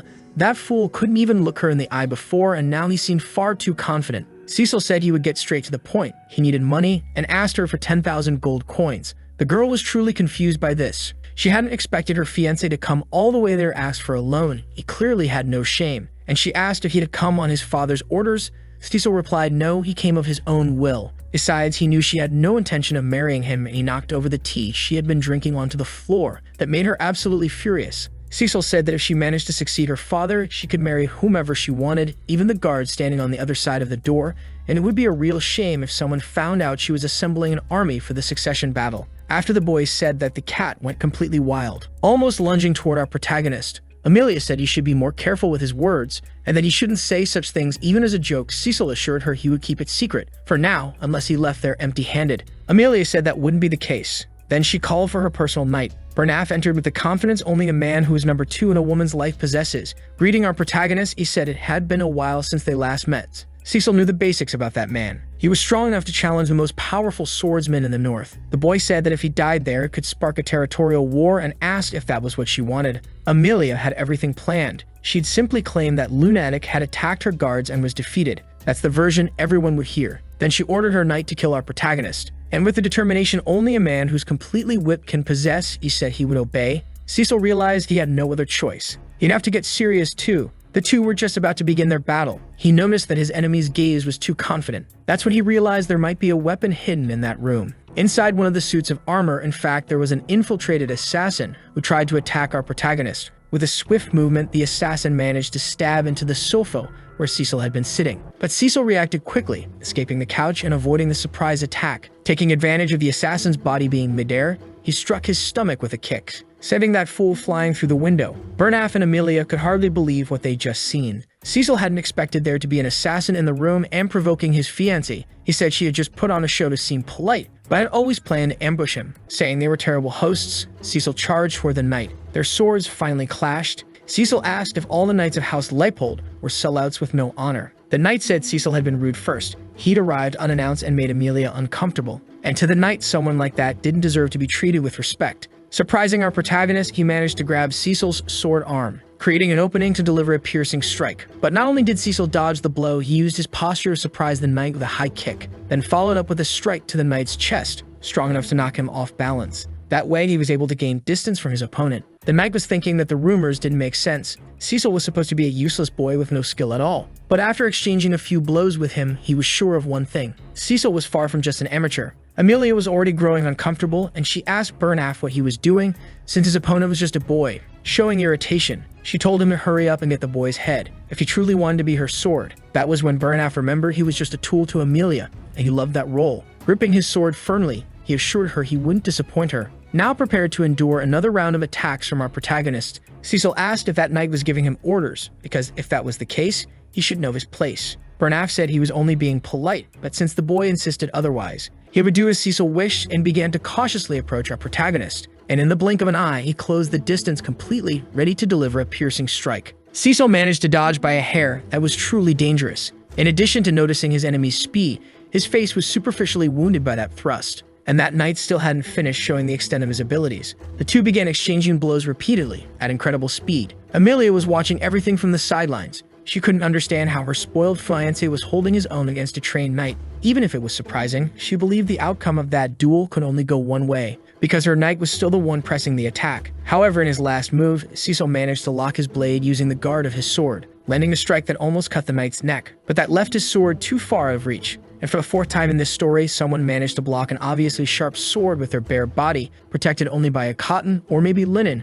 shirt. Let's not forget that Cain once held the blade like it wasn't sharp at all. Bizarre. Anyway, the knight took advantage of the situation to strike, but missed once again. Cecil told him he had already seen that move before. Knowing his opponent's attack pattern, he was able to surprise him. The boy was shifting direction rapidly, but his opponent maintained his stance, avoiding being struck by the boy's kick. The knight said the counterattack wouldn't work twice. Then threw our protagonist's body toward the ground. Cecil braced for impact, and the impact came. The force wasn't gentle at all. Now the knight's blade had a clear path to pin our protagonist to the floor, but at the last second, Cecil disrupted his opponent's move, changing the sword's trajectory. Immediately after that, he managed to put some distance between them, but he had lost his sword in the process. Cecil realized that the knight was using mana to withstand his attacks. Burnaf said the boy was nothing like the rumors, and admitted you only really know someone after fighting them. He realized that Cecil's swordsmanship came from experience, not formal training. He figured the boy had fought so much against barbarians that he picked up their techniques. Throwing the boy's sword far away, he said that technique might work in the chaos of the battlefield, but not against him. The boy's talent would only carry him this far. Cecil saw that everything was just as he had imagined. This opponent truly was formidable. His thrusts were fast and consistent, throwing off the boy's sense of distance. The height difference was also working against him. This wasn't an opponent he should be facing right now, but the boy knew he didn't have much time left, so he started using his mana threads. With a quick movement, he was already pulling his sword back into his hand, without the knight noticing. By the time Burnaf finally noticed the mana thread, the sword was already flying toward him. Luckily for the knight, the sword's guard hit his head. If it had been the blade, it would have been over. Cecil took advantage of the opening to close the distance with his opponent. Using the momentum of the movement, he landed a knee to the knight's face. Burnaf, dazed by being struck twice, had no idea what had just happened. Amelia fell into despair. She realized her knight was being defeated, because now, with his opponent wounded and confused, Cecil had a clear path to strike with his blade. The next attack was devastating. The knight barely managed to block it, but he was being harshly overwhelmed by the force of that impact. As soon as he regained his balance, he used his strength to throw the boy away. But Cecil remained completely focused on the fight and was already prepared to charge again. Burnaf realized things were getting dangerous and told Amelia to leave the room immediately, as he could no longer guarantee her safety. The knight had lost his patience. He wouldn't hold back anymore. Cecil said he'd been waiting for exactly that. It had been a while since he faced such an interesting opponent. Amelia picked up her cat and quickly left the room. But she was truly furious, feeling humiliated by what her fiancé had done. She also wanted to know who had leaked information about the company to him. There was no way he could know so much. Thinking about the recent rumors about him, she figured maybe he'd gotten lucky or someone had exaggerated the story. But after seeing him beat up her knight, she was sure it was all true. With that in mind, her expression grew increasingly cold. She was going to look for the knights she had hired. As soon as she reached the room where they were supposed to be, she found only bodies lying on the floor and a mysterious person. It was a woman, and she turned to Amelia, realizing she had arrived at that place. It was Belinda, who politely said it had been a while since they last saw each other. Amelia knew she was one of the Perdium family's maids. and before she could even react, she had been subdued by Belinda, who held a knife to her neck. Amelia realized she had become a hostage in her own territory. Belinda hadn't expected her to still have that disgusting spider in her mouth, so she pulled it out with her hands. She said that during the engagement ceremony, she overheard a conversation between the counts. Amelia had been teased by her brothers with spiders, so she turned against them by raising her own spiders. Maybe she was trying to overcome that trauma, or maybe she was just behaving foolishly. Either way, Belinda said it didn't suit her, then crushed the spider under her foot. After doing that, she told her to follow the orders she was about to receive. Cecil was still in the middle of his battle with that knight. The air in that room had changed completely. That was definitely a significant amount of mana. Bernaf asked if the boy had really called him an interesting opponent. That's something a mercenary would say. He said he was sick of the boy calling himself a noble, even worse, thinking he was on the same level as Amelia. Cecil, come on, you're the noble here. The one who doesn't understand his place is the knight. He's just a knight. The two were about to clash again. Moving like lightning bolts, their swords collided once more. The knight said the boy was an insult to nobility, launching a series of rapid thrusts at him. Cecil had to push his skills to the limit just to keep up with his opponent's precision. Because of those consecutive strikes, he was under heavy pressure. Indeed, that knight wasn't holding back anymore. Making a quick motion with his blade, Cecil told his opponent to slow down, managing to parry his last attack and preparing a counterstrike aimed straight for the knight's head. But his speed was truly impressive. He repositioned his hand quickly, blocking the protagonist's strike. With great skill, he was parrying all of Cecil's attacks. Even though our protagonist had taken the offensive, he still hadn't landed a hit, and the knight said he had a warning for him. Cecil's next attack would be his last, because he had managed to land his blade into the boy. After the blood sprayed through the air, Bernaf was stunned by what he saw. Cecil had managed to shift his shoulder at the last moment, as if he had predicted where the strike would land. He returned to combat at the same pace as before. The knight realized he couldn't lower his guard for even a second during this fight, but he was determined to defeat the boy. Before their blades could clash again, the knight surprised him with a kick to the ribs, saying that this was the difference between him and someone who only wields a sword for fun. The knight's physical advantage was truly impressive, and just as Cecil had imagined, it was quite fun. His opponent continued abusing his speed, closing the gap between them and blocking every physical strike. Cecil thought he couldn't beat this man, as it felt like his opponent's blade was always just an inch away from his own. To win, he needed more mana. That was the only thing holding him back in this fight. Cecil realized he would have to end it with the next strike. As he gathered his power, he became aware of something his opponent didn't know: his secret mana technique. Once he released the third core, his speed increased drastically. He managed to block the knight's attack while trapping his sword with a guard of his own. Making a lateral movement, he shifted the trajectory of the enemy's weapon. By the end of the motion, his opponent was completely disarmed. It was then that Bernaf realized our protagonist was truly dangerous, because he had amplified his mana power mid-battle, and the final blow was coming, until Amelia's voice called for them to stop. The tip of our protagonist's sword was touching the knight's forehead. His life was only spared because of that intervention. Amelia said she would hand over the 10,000 gold coins and ask them to leave the place. Cecil said this had been unnecessarily difficult. She should have handed over the money when he was still being polite. He finally pulled his blade away from the knight's head. Belinda asked if that wasn't a bit much for a lover's quarrel, and the boy said it was just a misunderstanding. However, he had some very bad news for Amelia. Now they wanted 20,000 gold coins. That place was completely wrecked, and several of Amelia's soldiers had been defeated. While the cat ate under the sofa, the girl began breaking things in a furious rage.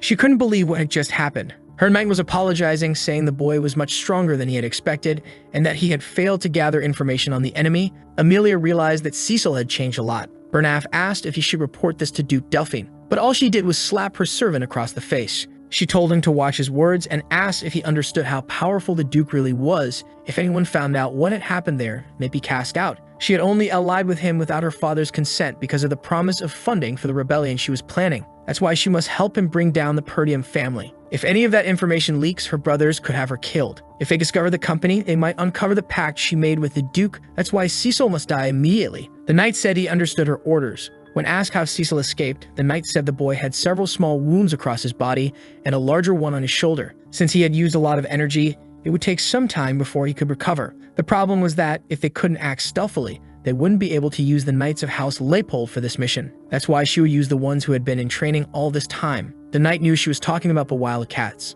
They were the elite among the orphans she had trained. After pointing to a place on the map, she ordered that the 12 most skilled in mana be sent to that location. As soon as he saw the marked location, the knight understood everything. That canyon was the only passage connecting the two regions, ideal for eliminating someone in secret. The knight said he would prepare his squad. Amelia wanted Cecil to pay with his life for what he had done to her. Our boy was already in the carriage, and he felt something strange. He thought it might be his fiancée's lingering hatred. His personal knight looked worried and asked if the young master was all right, but Cecil assured Fergus that everything was fine. The wound wasn't too deep and his body was okay.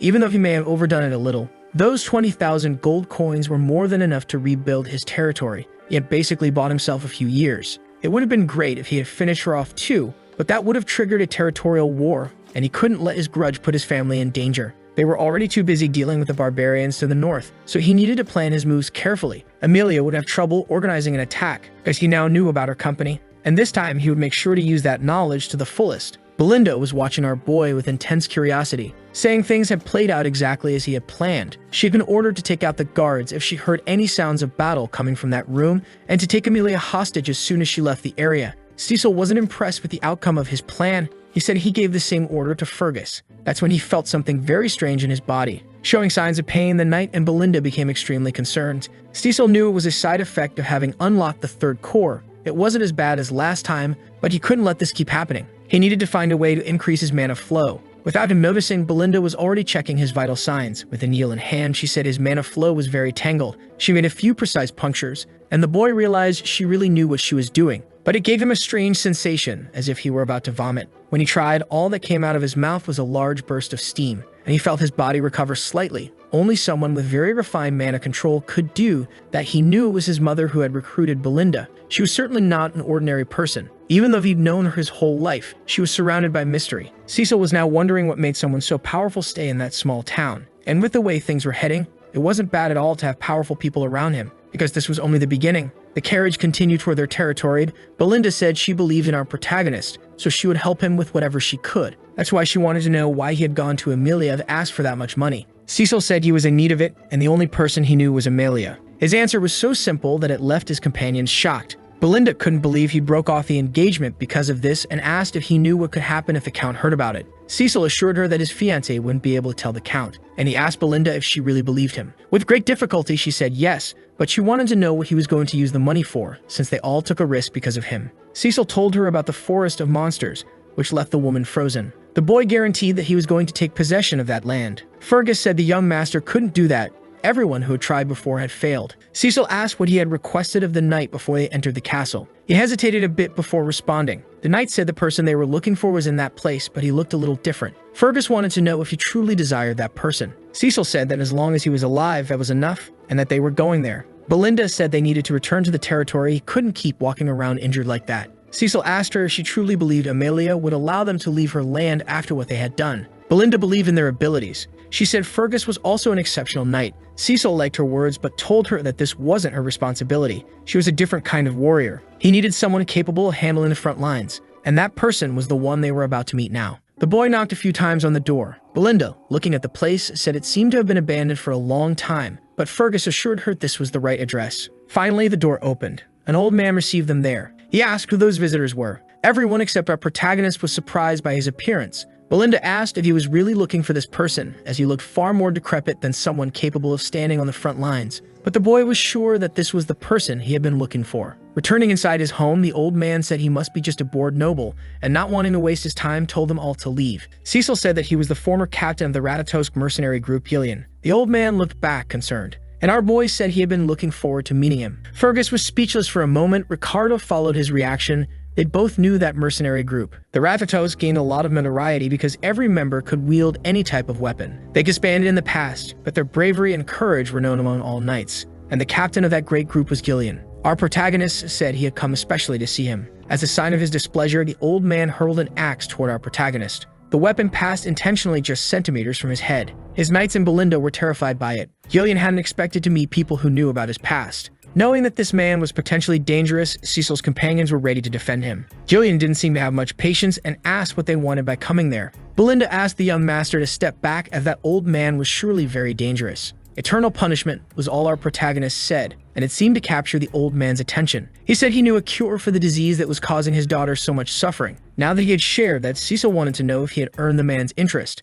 The symptoms of the disease were an intense fever and coughing up blood, along with red markings that appeared on the skin resembling petals. It got its name because those afflicted by it looked like prisoners, doomed to eternal punishment. Already inside the old man's home, they saw that his daughter had been struck by this illness and was suffering greatly. There was nothing he could do to ease her pain. But as soon as he saw the girl, Cecil realized there was still time. It wasn't too late. In his past life, he had tried to recruit Gillian, but arrived too late. The man had lost all hope when his daughter died. And judging by the state of that house, it seemed he had spent everything in trying to find a cure for the girl. Only his weapons remained. The girl was in so much pain that she begged her father for her life to end soon. Cecil began to prepare himself, knowing he couldn't waste time there. Before he could act, Belinda grabbed him by the shoulder. She said the boy needed to leave that room. Moreover, this cannot be solved with strength. Not even the priest's blessing is capable of curing it. She believes the boy can't do anything either. But ignoring her advice, Cecil said he could fix that girl. Seeing that Belinda was very agitated, he reminded her that she had already said she decided to believe in him. Now she was speechless,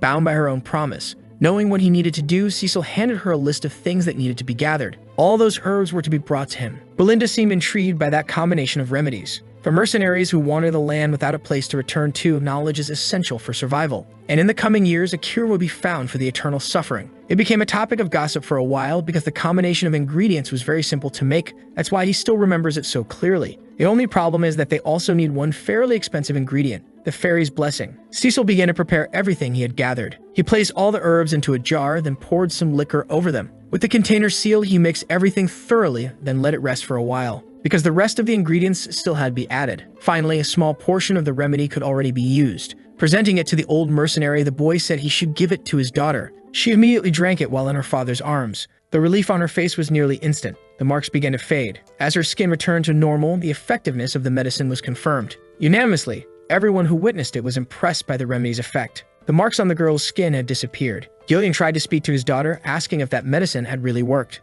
Cecil was relieved the medicine was as effective as he had hoped, and the old mercenary looked at him, wanting to know how it had worked, since divine power hadn't been able to heal his daughter. Cecil said that kind of power can't heal everything. It only strengthens the body and its regenerative abilities. It's different from cutting the evil at the root. Gillian was struggling to accept what he had seen. Approaching the boy, he asked if his daughter really could be cured. Cecil said that within a month or two, she should be completely healthy again. Faced with that, the old mercenary had no choice except to bow before that noble. Then he asked what Cecil wanted from him, since he had clearly come to his house with a purpose. The problem was that all he had left was this useless body. Even so, the mercenary said that if the boy needed him to be his dog or his slave, he'd be either. Cecil said he needed the former captain of the mercenaries. Gillian noticed something interesting in the boy's eyes, and he began to wonder what kind of ambition was hiding in the depths of those eyes. The first thing the old mercenary did was grab his own hair. With a simple swing of his axe, he rid himself of the excessive length, letting his hair fall to the ground. That alone was enough to shock the boy's companions. It was as if that man had transformed. He was a completely different person. Gillian began walking through his house.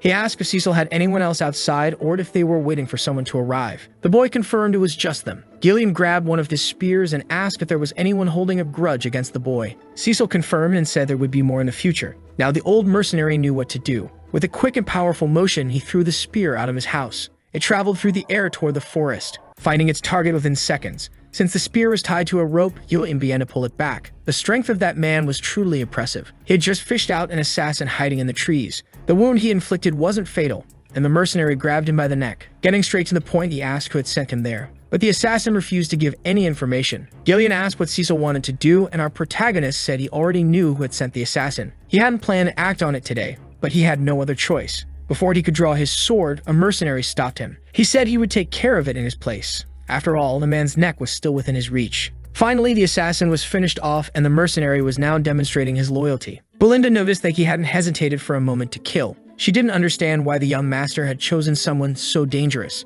Gillian was now kneeling before Lord Cecil Perdium, and said that from that day forward, his life belonged to him. Our boy said he was looking forward to working with his new subordinate, thinking that he was now one step closer to rebuilding his territory. It didn't take long for the assassins to find out that one of their scouts had been killed. They seemed surprised by the news. Their leader began to demand silence. He told them to speak in hushed voices. His name was Vigo. One of his subordinates apologized for what he had done. According to the information they received, Cecil shouldn't have been capable of defeating a scout. Now it was uncertain if the fault lay with the man who died or with faulty intel, until one of them said that Gillian had joined them. The leader of the assassins grabbed his subordinate by the neck. He wanted to know if that was really true, and the subordinate said he had seen it with his own eyes. Vigo seemed to recognize the old mercenary and realized that he had started to move again, his former leader. Our protagonist's carriage continued moving forward through the night, with Gillian guiding the horses. Belinda was complaining that it had become very cramped inside. She wanted to know if the old man really needed to bring all those weapons. It almost seemed like he was going to sell them. They had to buy another carriage just because of it. Cecil said they'd need a second carriage to carry Rachel anyway, since she was still recovering from her illness.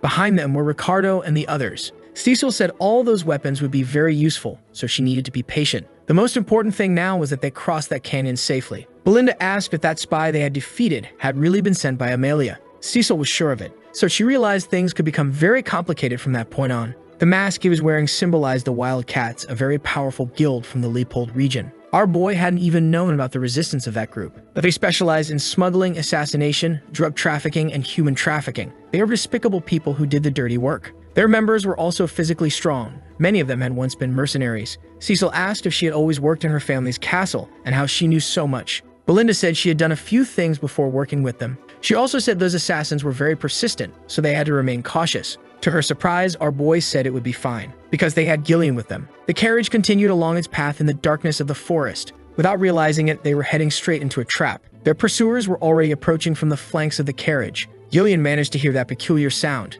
Two assassins were already preparing to strike him with their blades. Realizing he had entered an ambush, he reached for his axe. He was able to block both attacks with great ease. His mastery of weapons was truly exceptional. He managed to lock the blades of his attackers, and reacting quickly, he turned them into people with permanent disabilities. But the mercenary didn't stop there. He also ended their lives. The carriage moved on, leaving behind the bodies of those who tried to stop them. Two other assassins cut some ropes that triggered a massive trap. Tree trunks were fallen from above. Belinda was terrified. If they were hit, they would surely be crushed. The mercenary had to act quickly to command the horses, stopping them from continuing forward. The path ahead had been blocked. Cecil had already expected they might fall into an ambush while trying to escape. Now their caravan was surrounded by dangerous assassins. Their leader began speaking to Gillian, the former leader of the Ratatosk mercenaries. But the old mercenary didn't seem to recognize the man's voice. Virgo kept approaching, saying he was a coward who disbanded the group because of his daughter. Gillian stepped down from the carriage, saying he didn't know what that man was talking about. Virgo said he ended up living a life he never wanted because of him, saying Gillian had grown so old he couldn't even remember what he had done in life. Even if he did remember, the old mercenary remained silent.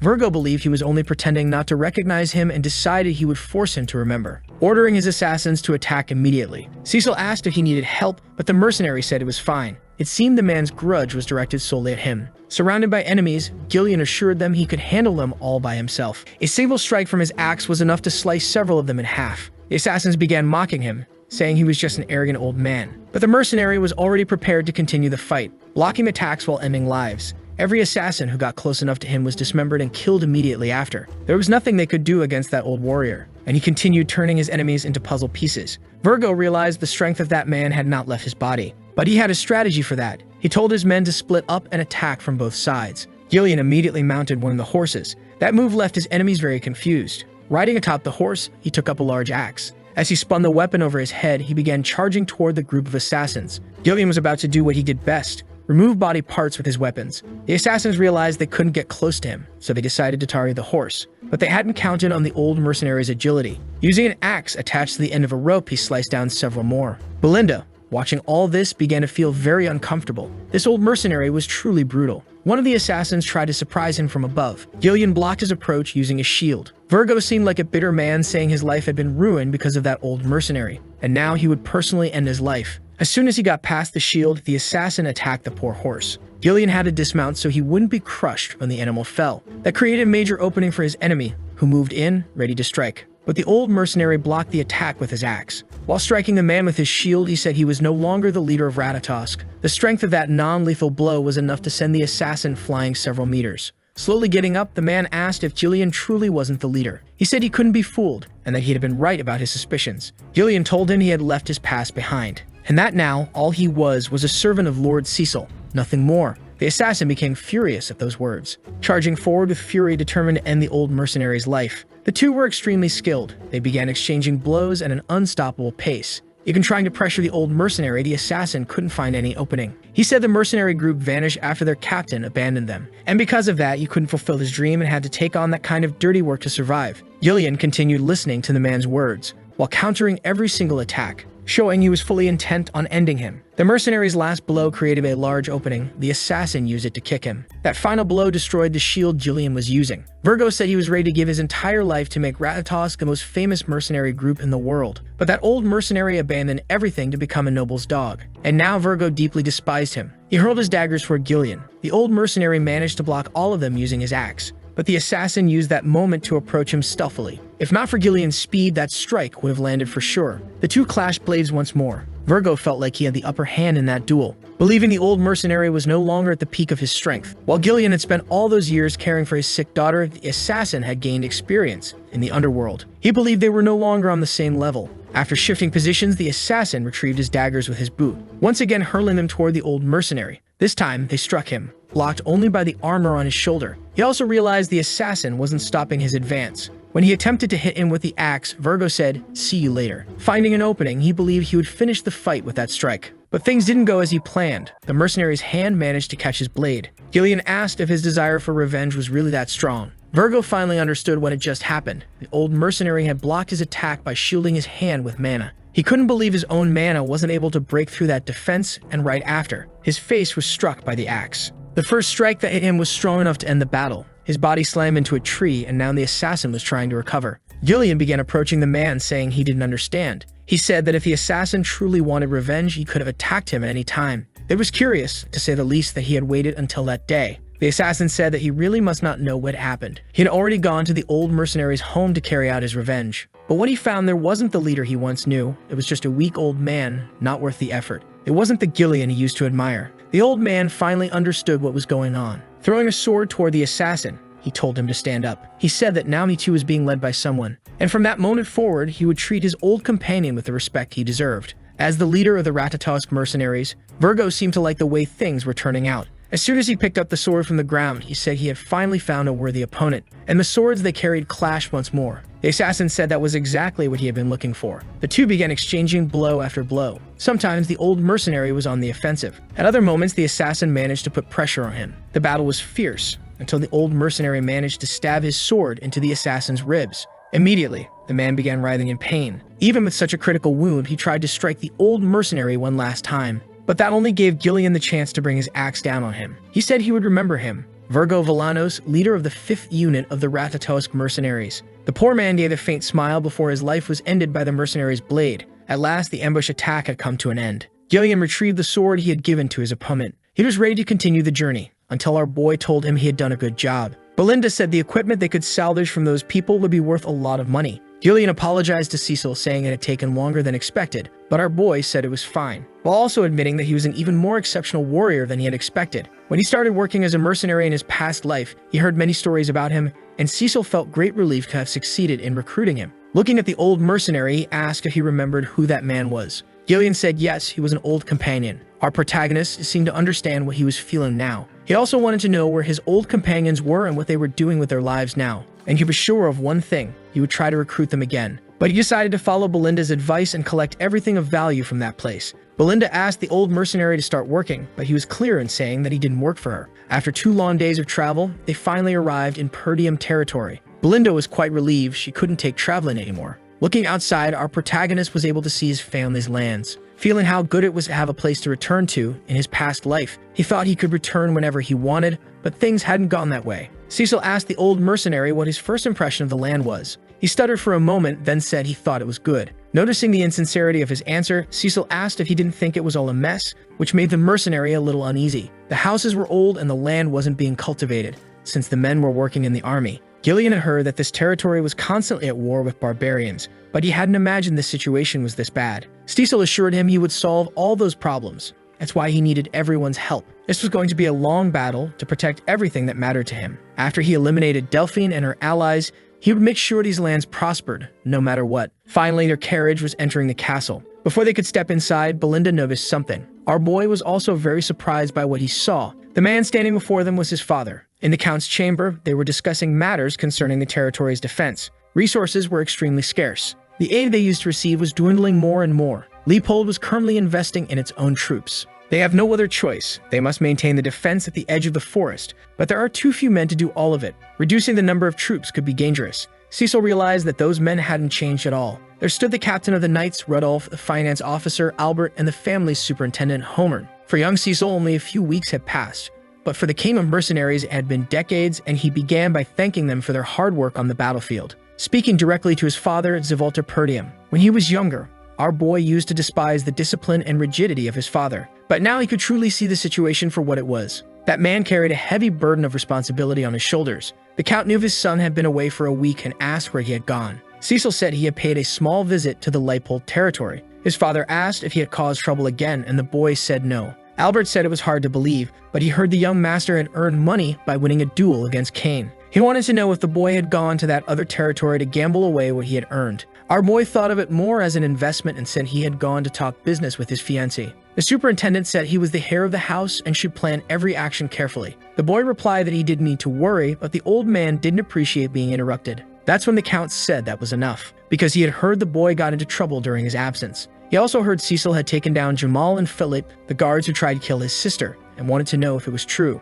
Our boy didn't even remember the names of those men. Randolph didn't believe he did it alone and assumed the boy had been lucky. Cecil figured the captain of the Knights wouldn't want to hear that men under his command had been defeated by someone so useless, and not wanting to drag out the matter, said that was more or less what happened. Randolph let out a relieved sigh, feeling validated in his assumptions, but the count said he had done well. It didn't matter what means he had used. What mattered was his sister's life. This was the first time our boy received a compliment from his father. He took the opportunity to ask him for a favor, which surprised the count. The superintendent said that if it was an allowance, he wouldn't get it. Randolph agreed, saying the boy had caused more problems in recent years than he had done good. He had sold military supplies to fund gambling, caused a fire in the castle, and even killed a horse just to eat its meat. Our boy realized he really had been a difficult person, but he had a request to make of his father. He wanted his permission. In the presence of everyone there, he declared he would conquer the forest of monsters. Despite saying it calmly, his eyes showed great determination. Outside the room, he told his companion that his father said no. In fact, none of those people liked his suggestion. Belinda had already expected something like that forest was full of monsters. Our boy asked the old mercenary if Belinda had explained the situation to him, and the mercenary said he was already aware of the plan to take the forest. It was also known as the Forest of Death. No one who entered it had ever made it out alive. Its notoriety was known in other territories as well. Cecil realized the man was very well informed. That forest might bring suffering, but there was something more. He was eager to begin his journey, which worried Belinda since he hadn't received permission yet. The boy said he hadn't gone there to get his father's approval. He was only being polite. This had to be done no matter what. Belinda wanted to understand why he was so persistent, asking what was in that forest. Cecil said he would tell her soon. He couldn't allow any rumors to spread right now. It could cause problems. But if he conquered that forest, he would make a lot of money. Just past its entrance, there was a large mine of rune stones. That was an ore containing magical power, extremely rare and highly coveted by mages. Used in many instruments and tools. Everything related to magic depended on this mineral and its quality. In the boy's past life, it was Duke Delphine who discovered that mine. But now, only he possessed that privileged information. Belinda seemed increasingly uneasy with the young master's plans. But she accepted that he must have his own motivations. The mercenary said he would follow him anywhere. Cecil asked the woman to recruit mercenaries from nearby territories. They would need 200 men. She thought he was going to spend all the money on that. Gillian asked if that was really a good idea. Mercenaries are difficult to deal with, and keeping them under control would be complicated. They'd likely try to stab him in the back. Cecil agreed, which was why he and Gillian would personally recruit a few who might be truly reliable. He said there was a small group in the north that was well known. Gillian knew exactly who he was talking about, referring to them as wild dogs. Even though they're very skilled, they're difficult people to get along with. Cecil already knew the reputation of the Kelveros mercenaries. As they continued the journey, he said he would put a leash on those violent dogs. Their camp was located in the territory of Zimvar. Before our protagonist even arrived, he had already been spotted by the mercenaries. Some of them started mocking the two, saying they had no idea what was coming for them. Seeing the clothes our protagonist was wearing, one man assumed he really was a noble. They'd have a great opportunity to make some money. But he was immediately surprised by Gillian's hands. The sounds of his screams started drawing the attention of the other mercenaries, who finally realized what was going on. Gillian was gripping the man's head tightly, his hand pressing harder and harder. Then he tossed his body toward the rest of the mercenaries. That started to make them all very angry. It didn't take long for them to surround the two, asking if that old man had lost his mind. One man approached them, acknowledged that the boy was a noble, but said he shouldn't act that way in this place, because he might not leave with all his body parts. Before the man in the bandana could start the fight, he heard the sound of hooves. Our protagonist could join them too. Telling a man to shut his mouth, he asked who the leader of that squad was. Those men didn't seem to like the tone of our boy's voice. They said the young man had no idea where he was. While spinning his club, the man said he was the one who had started all of this. Throwing the weapon toward him, he said the young noble should be held responsible for what he had done. The weapon was about to hit the boy's head, but it was instantly intercepted midair. Gillian wasn't going to let that happen. His display of skill left some of the soldiers stunned, and the man in the bandana was one of them, because the old man had managed to strike his sword right through the gaps in the chain, completely nullifying the attack. Cecil had already expected they wouldn't be very open to conversation, so he asked Gillian one thing: make sure not to kill any of them. After receiving the order, the fun began. The first to find out he was just a side character was the one who attacked our protagonist. His body was dragged by the old mercenary like a pillow. He also used the momentum of the move to swing the club, hitting the man in the stomach with great precision. That was all it took for the other soldiers to charge him, saying they wouldn't spare him just because he was with a noble. Gillian started showing them just how skilled he really was, throwing one soldier's body into the others. The fight had barely started and several soldiers were already down. Gillian showed them he had a truly threatening aura, capable of intimidating anyone. Now the soldiers weren't feeling so brave anymore. That's when our protagonist decided to get off his horse, asking how much longer they'd have to wait there. He didn't want to waste time with the small fry in that place and asked once again where their captain was. The captain finally appeared, saying he had been taking a very pleasant nap. As soon as his voice was heard, the mercenaries stood at attention for him. The man said his name was Kerr, and he was the leader of that mercenary group. Now that he had introduced himself, he asked what that young noble expected from him. Cecil said the answer was obvious: he had come to hire them. But Kerr disagreed. No one would do that after attacking their subordinates. If that boy really was a noble, he should understand at least basic etiquette. Cecil said that was his way of greeting them, thinking it would be the best way to take control of them all. Kerr didn't like those words. He said the boy was about to start a war with all of them, but he decided to hear him out. Gathered inside a tent, the meeting began. Kerr wanted to know what the job was. Cecil said they were going to the forest of monsters, and he was hiring them to help with that mission. Some soldiers began to murmur about it, as they were well aware of the forest's reputation. Kerr found the proposal interesting and asked why the boy would want to enter such a dangerous place. Cecil said that he was the heir of the Perdium family. That alone was reason enough. The mercenaries fell silent, only to burst into laughter shortly afterward, doubting that our protagonist could accomplish something so difficult. Kerr said that place wasn't meant for the weak like him, and he had heard enough of his proposal, stating that he no longer had any business with that noble. But our boy wasn't there to back down. Provoking the mercenary, he asked if he was afraid of the task. He said he had heard that Kerr's group was really strong, but it seemed those rumors were lies. Kerr put his feet up on the table, saying the boy was jumping to ridiculous conclusions. They were mercenaries, and they didn't take jobs that didn't pay well. Cecil said the weak are always full of excuses, and the mercenary began to feel more and more insulted. Kerr said he wanted to provoke him a bit more, but the boy only had dramatic phrases. It wasn't even worth the time to kill him. He said he'd let him leave safely, as long as he left some money to treat the wounded. But our boy didn't accept that offer, and challenged Kerr to a Moriana trial. The soldiers and Gillian were immediately impressed by the proposal. Kerr even asked if the boy really knew what that meant, and our protagonist said he knew very well. It was a traditional way for mercenaries to resolve disputes. The two involved couldn't use mana and had to fight using only a dagger, while their free hand was tied to their opponents. Stepping outside the designated circle meant defeat. It was a violent method, as it restricted movement. It often ended with both mercenaries dead. Cecil said that whoever lost would have to acknowledge the winner and follow every command, and he asked what the mercenary thought of his offer. Gillian began to wonder, intrigued, how could a noble like that boy know such a custom? In the mercenary world, refusing it was the same as admitting weakness. Before responding, Kerr began to smile. He said the noble wanted to earn the mercenaries' approval through their own customs.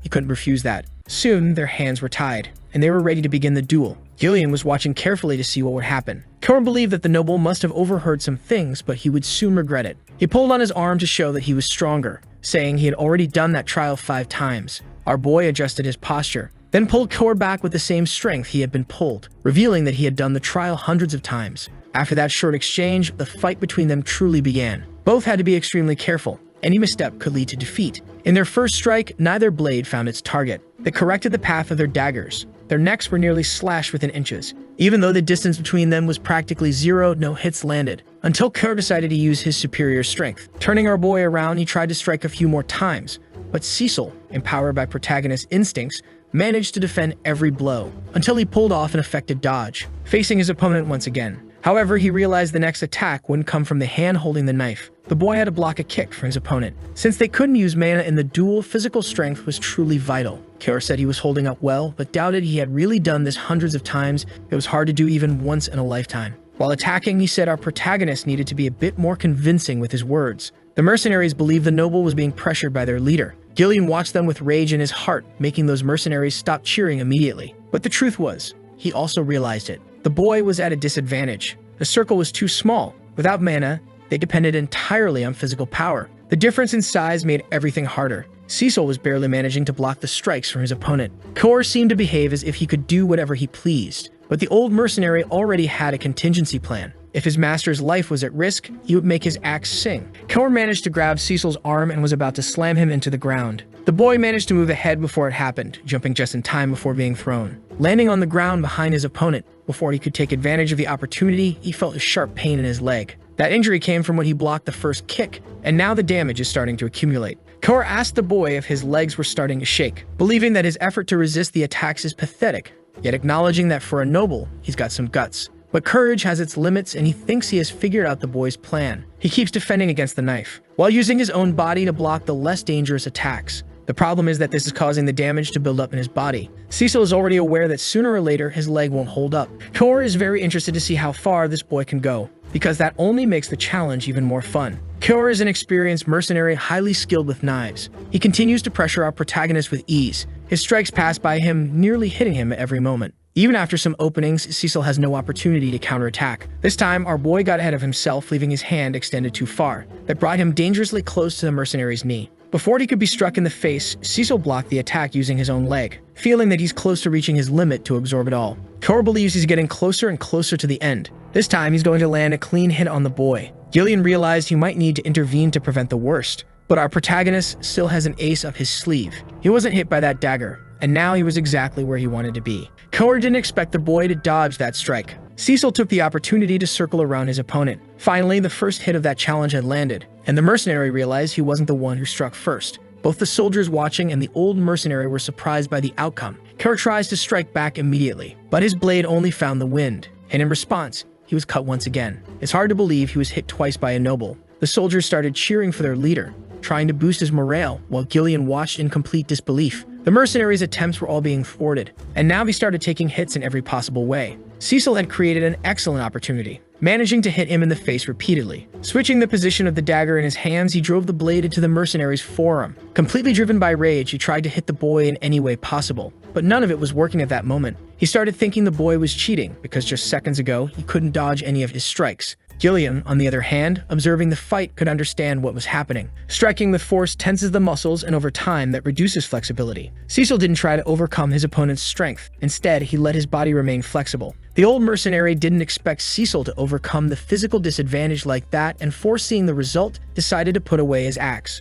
The mercenaries were now desperately shouting, saying it wasn't fun anymore. Cecil praised the mercenary's tenacity. Some people would break the rules when losing using mana. Kaur noticed the boy spoke as if he had really done this hundreds of times and told him that he became the leader of that group through this very challenge. That's why he can't break the rules. Cecil said that's truly admirable. That's when Kaur admitted he was at a disadvantage in a fight like this, but said there are other ways to win. He tried using all of his strength to throw the boy out of the circle, and due to the physical advantage, our boy was launched into the air. Kaur knows he's not the best fighter there, but what matters most is securing the win, and he believes that after what he just did, that's exactly what will happen. But our boy managed to pull off a move even in midair. Using his tied hands, he returned to the center of the circle while striking Kaur's stomach. Because of the bindings, Cecil was able to prevent himself from leaving the circle. Now he was too close to his opponent. Acting quickly, he managed to immobilize one of his arms, causing the leader of the group to fall to the ground. Everyone realized he was practically defeated, because Kaur's head had hit the ground outside the circle. Still unable to accept the outcome, the mercenary asked if he had really lost.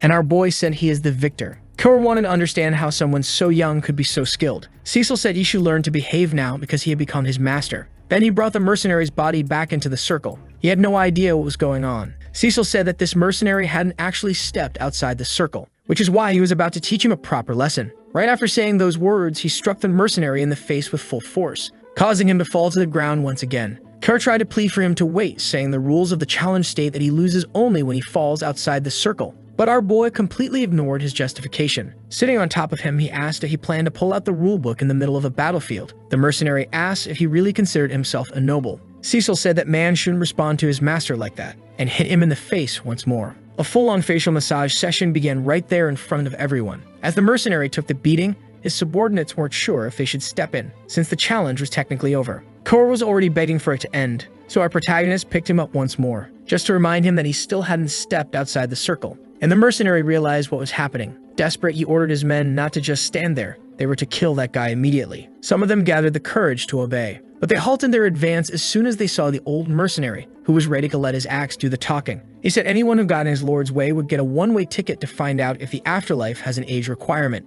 At that very moment, those armored men soiled themselves, and Kaur realized there was nothing more he could do. because in front of him stood that furious noble who still wanted to continue the conversation. Kara expected words, but instead he got fists. He had been getting beaten for a long time now. The nobles he'd met in his life were all bastards. If they weren't arrogant pigs, they were traitors or simply narcissists. Pathetic worms who begged for their lives the moment they were cornered. Taking money from people like that always brought this mercenary great joy. Now he couldn't understand how someone like him, known as the Mad Dog, ended up in a situation like this, getting beaten by a noble brat. The soldiers were starting to panic, saying their leader was going to die at this rate. That's when our boy realized he might have already done enough. Looking at the soldiers, he asked what they were waiting for. They should be bringing water, bandages, and clean towels to treat that man. If they didn't take care of him soon, he could actually die. Now the soldiers understood what they needed to do and began obeying our boy. Gilliam was genuinely impressed by everything that had happened. Those stubborn mercenaries were following the noble's orders, doing exactly as he commanded. In the mercenary world, the fist holds more power than the law.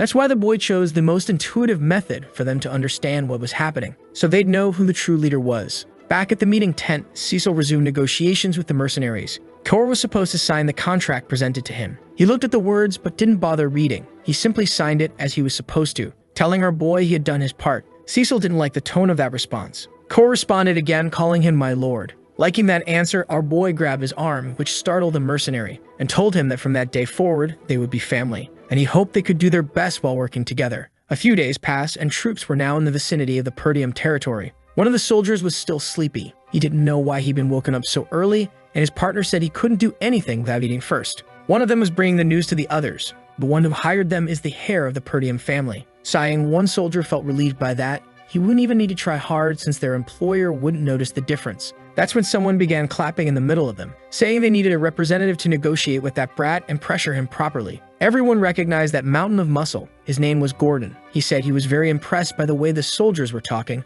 about how to make the most profit from this job. If they even joined forces, they wouldn't be able to achieve the desired result, and they realized that made sense. The bald guy asked what Big Guy's plan was, and the mountain of muscles replied that they needed to know where to draw the line. He said he would be their representative and would pressure the employer, so if his coworkers should pay him for it. Knowing this strategy might work, they agreed to pay that mercenary too. That's when they noticed someone approaching. From a distance, all they could see was a horse. It was getting closer and closer to them. The mercenaries figured their employer was coming alone, and they were sure that was very bold. The mountain of muscles told everyone to get up and glare at the employer threateningly, because it was time to teach that noble a lesson. But he noticed the boy wasn't coming alone. Behind him was a large army, and those men looked far more intimidating than these mercenaries. One of them soon recognized the group. Those were the Kelveros, famous mercenaries from the region. Now they were wondering what might have happened, since the Kelveros don't obey just anyone. When our protagonist finally reached the men, they had already been intimidated, and our boy looked at the one standing in front of all the others.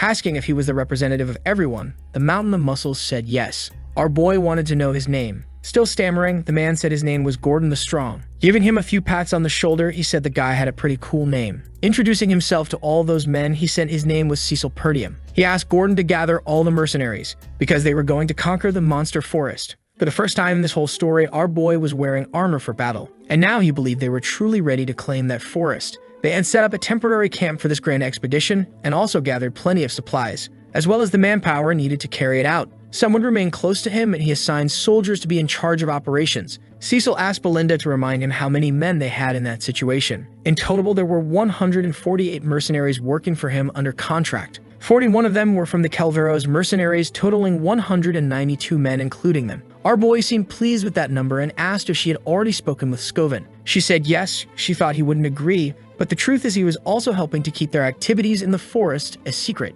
Cecil realized the situation was completely in his favor, so he started speaking to all his men. He said they were going to face the monster forest and would claim dominion over it. He was sure everyone had heard the rumors about its dangers. All sorts of monsters lived there, even ones beyond imagination, but they couldn't focus only on the danger. Some of the mercenaries didn't know they were headed to that forest and began to feel afraid, knowing they might die. Belinda didn't like that they had interrupted the young master. Cecil assured them that the fearful could leave now, but promised that if they completed the mission, he would triple their pay. That instantly filled those men with courage. Belinda began scolding the boy because she knew they had spent nearly all their funds on this expedition, but he had done it to boost everyone's morale. And if he completed his mission, money would be the least of their problems. Looking firmly at her, he asked if she still believed in him. Even though she was very worried, Belinda said there was no other choice. Kor believed only a fool would make such a promise, asking the old mercenary if his master was really being reckless. Jillian said the boy knew what he was doing. The troop had finally been assembled, and it was time to march into the forest. They needed to clear a real path, cutting down many trees in the way. Only then could the troops advance. Our boy was also working alongside the mercenaries, managing to bring down a large tree. After a few hours of labor, he realized they had managed to open up the area a bit. Pointing in the right direction, he told his men they should work on clearing a path there. Those not cutting down trees should dig up the roots. According to notes he had seen in his past life, that forest was truly vast. One day, they'd have to drive out all the monsters to exploit its resources. For now, he was there for the money, and he was going to secure the fastest route to the ore source. The wealth he would gain from this expedition would allow him to protect his family. Kuro looked to the side, quite impressed. He hadn't expected his employer to be working too. The mercenaries weren't sure if he was doing that to set an example. They believed he was only showing off and would soon get tired. Belinda told those men to stop talking and ordered them to get back to work. She didn't like hearing those kinds of things about the young master. Walking over to him, she asked why he was working after hiring so many people. Cecil said that this way the job would get done faster. He didn't want to stay in that forest longer than necessary. Belinda said it seemed like he knew that region very well.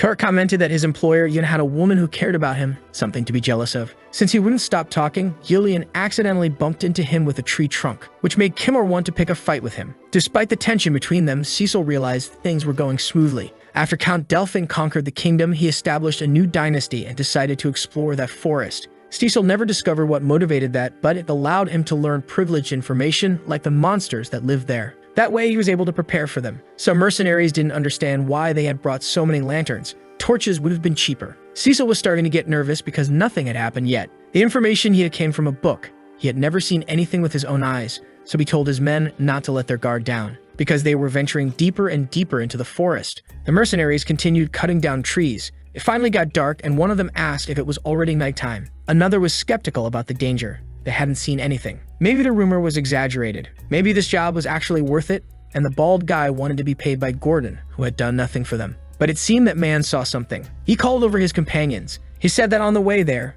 they had cut down several trees. His companions agreed it had definitely been done. The problem was that the path they had cleared was now gone. That left the mercenaries deeply concerned. Cecil told everyone they should prepare to fight, and all the mercenaries drew their swords. Some started to get nervous. They couldn't see anything, so they didn't know why they should prepare to fight. Cecil began talking to Gordon, saying he would die if he stayed there. He told him to step back slowly, one step at a time, and the mercenary began following the instructions. But being extremely clumsy, he hit one of the trees with the trunk he was carrying. Thrown off balance by the impact, he fell to the ground shortly after. His companions began to worry about it, and Gordon looked back, visibly worried. But so far, nothing had happened. His companions were nervous, but didn't know what they should be waiting for. Cecil remained completely focused. That's when the bald guy said their employer was just a scared kid. He told them to look around. They must have gotten confused because everything in that forest looked the same. The forest was just dense and nothing more. Cecil told the bald man to step back too slowly or he could end up dead. The bald guy didn't like that attitude. He said our protagonist was just trying to scare everyone to control them. Before he could finish his speech, something grabbed him by the waist,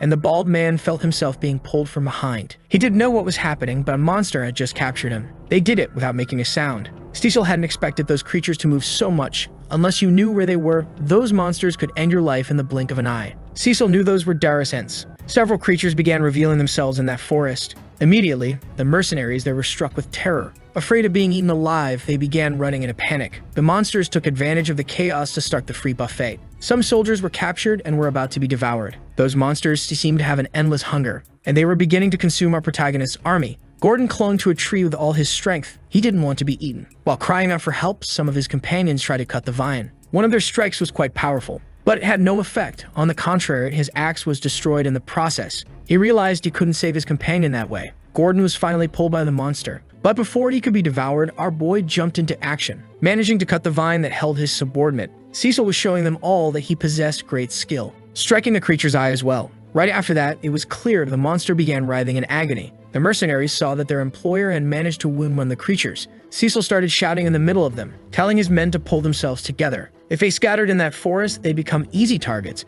They needed to protect themselves with their shields and stay together. Until they received the next order, they should focus on defense, and the mercenaries seemed to understand that, forming a tight shield formation as none of them wanted to die in that place. Cecil went to Kara to get the oil lanterns. He said they should light them and throw them at the monsters. Now the mercenary understood why they had brought so many lanterns. One of the soldiers said the monsters were getting closer. Cecil ordered everyone to throw the lanterns. This was their chance. And so they did as commanded. The fire was heading toward the creatures. Just as they were about to be hit, the monsters used their vines to destroy the lanterns. Kor was impressed, realizing they had blocked everything. they wouldn't be able to set them on fire that way. Now the monsters resumed their attack. That's when a powerful axe made its entrance. Gillian was defending the men using his skills. Belinda was doing the same. Showing her mastery with daggers, she managed to hit another creature in the eye. Cecil told them to keep protecting the others while preparing to throw more lanterns. Our boy charged at the creature with his sword. Belinda was very worried about him, wishing the young master would be cautious. The boy was able to defend himself with great skill, but the monster was just waiting for the slightest opening to strike him. After multiple attacks, our boy dodged every one of them,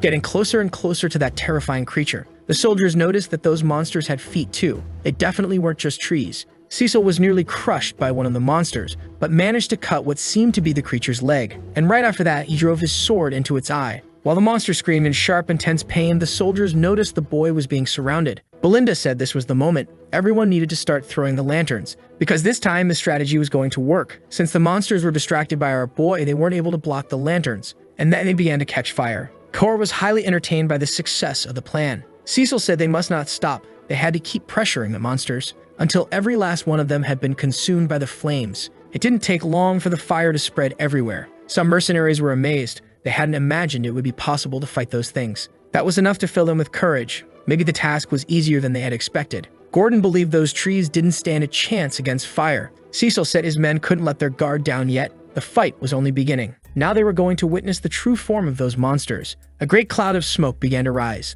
The men didn't know what had caused it and were wondering if the fire had gone out. Belinda and Gillian rushed to our protagonist immediately, intending to protect him. The woman wanted to know what happened to those things. Cecil said their outer layer was weak to fire, but their flesh wasn't. That vapor came from the fire reacting with their flesh. As the smoke cleared, a thick shell could be seen. Those monsters were revealing their true form, and now they were charging furiously at our protagonist's army. Some soldiers were terrified by the sight. They thought they had already won. That's when they saw the boy's sword raised. He asked everyone to listen to his words. They should raise their weapons now, because that battle had turned into close combat, and he was the first to charge into the enemy ranks. The soldiers simply watched as that noble ran alone into battle. Some couldn't accept the idea of facing those monsters. They were sure they'd be crushed. Cora's mercenaries didn't hesitate to enter the fight. They had been waiting for an opportunity like this. Even Belinda ran after the young master to make sure he would stay safe. Gillian asked the rest of them what they were waiting for to get to work too. They had received an order from their employer. They needed to trust and follow his lead. The problem was that many of them had already soiled their underwear. But since there was no other choice, they decided to charge into battle, confident in the young master's strategy.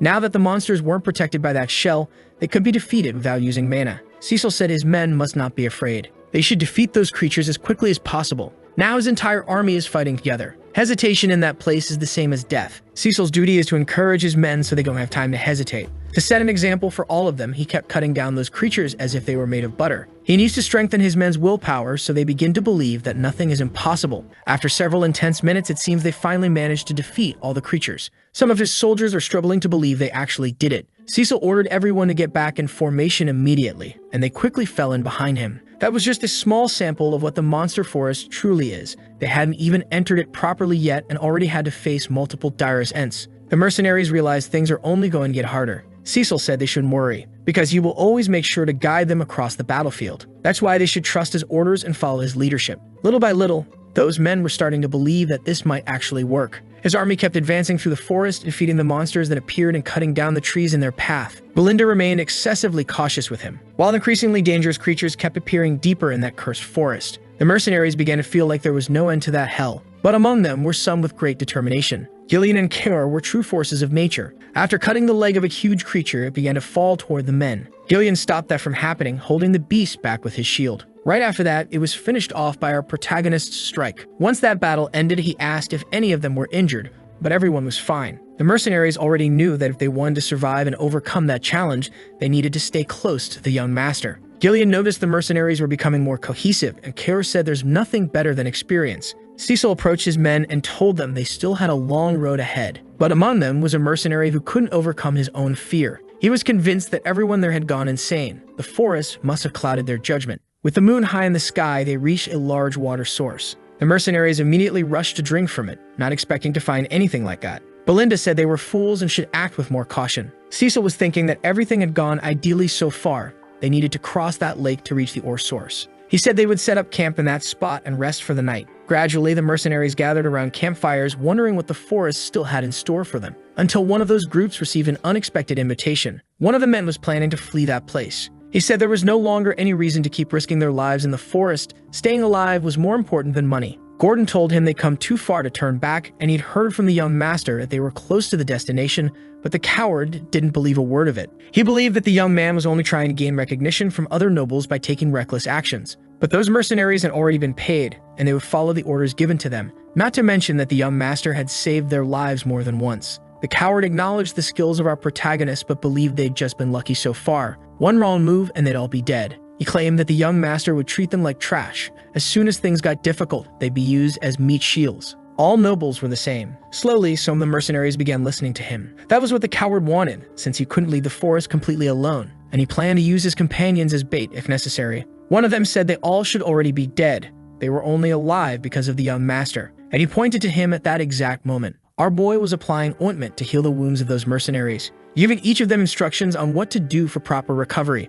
Belinda knew that medicine was very expensive and wished he would save it for a more special occasion, but he had brought it for this, to use on those in need, and there was a line of mercenaries waiting for it. One mercenary said that the medicine being used on them was worth far more than the payment they'd receive individually. It made no sense for them to be used as human shields after all that care. And looking at that fact, they realized this employer was completely different from any they had met before. They knew they wouldn't be abandoned. The coward walked away from the campfire, furious. If it hadn't been for that man with the eye patch, he might have convinced someone. Cecil began asking his men to stop chatting and get some rest, but he wanted to talk a bit with Gillian and Kerr. Kerr wanted to know if the young master wasn't going to do anything in his place, he would have cut out that worm's tongue. Cecil said he wouldn't be able to do anything because of the monsters, but there was something far more important they needed to confirm now. Belinda didn't understand why they were asked to count the lanterns. They currently had 24. As expected, Cecil noticed they had fewer and fewer. On the first day of the expedition, monsters attacked their company day and night, but the last 2 nights had been surprisingly quiet. His men wanted to know what that meant. Gillian said they had entered the territory of a creature that hunts at night, and it was certainly powerful. Our boy confirmed that was the case. That's why he was starting to get a little worried, because they had arrived at the most dangerous part of their expedition. It didn't take long for all the mercenaries to begin resting. While Gordon was sleeping peacefully, he began to feel the glow of something approaching his face. He realized it was one of the lanterns they had brought, and he was immediately terrified, because that object should not be floating, which was why he was so afraid. He also noticed something was far too close to his neck. He began making a huge scene, which quickly got the attention of all his companions. Swinging his weapon wildly, he said there was a monster there, doing everything he could to stop it from getting close to him. Only Gordon was able to see those creatures. As he moved around in panic, his companions were trying to understand what was going on. Gordon tried to explain the situation, saying he could swear there had been a monster right beside his neck just moments ago. But to his companions, it only seemed like a nightmare, because there was nothing in the camp, and Gordon realized they were telling the truth. Noticing that he could no longer see the creatures,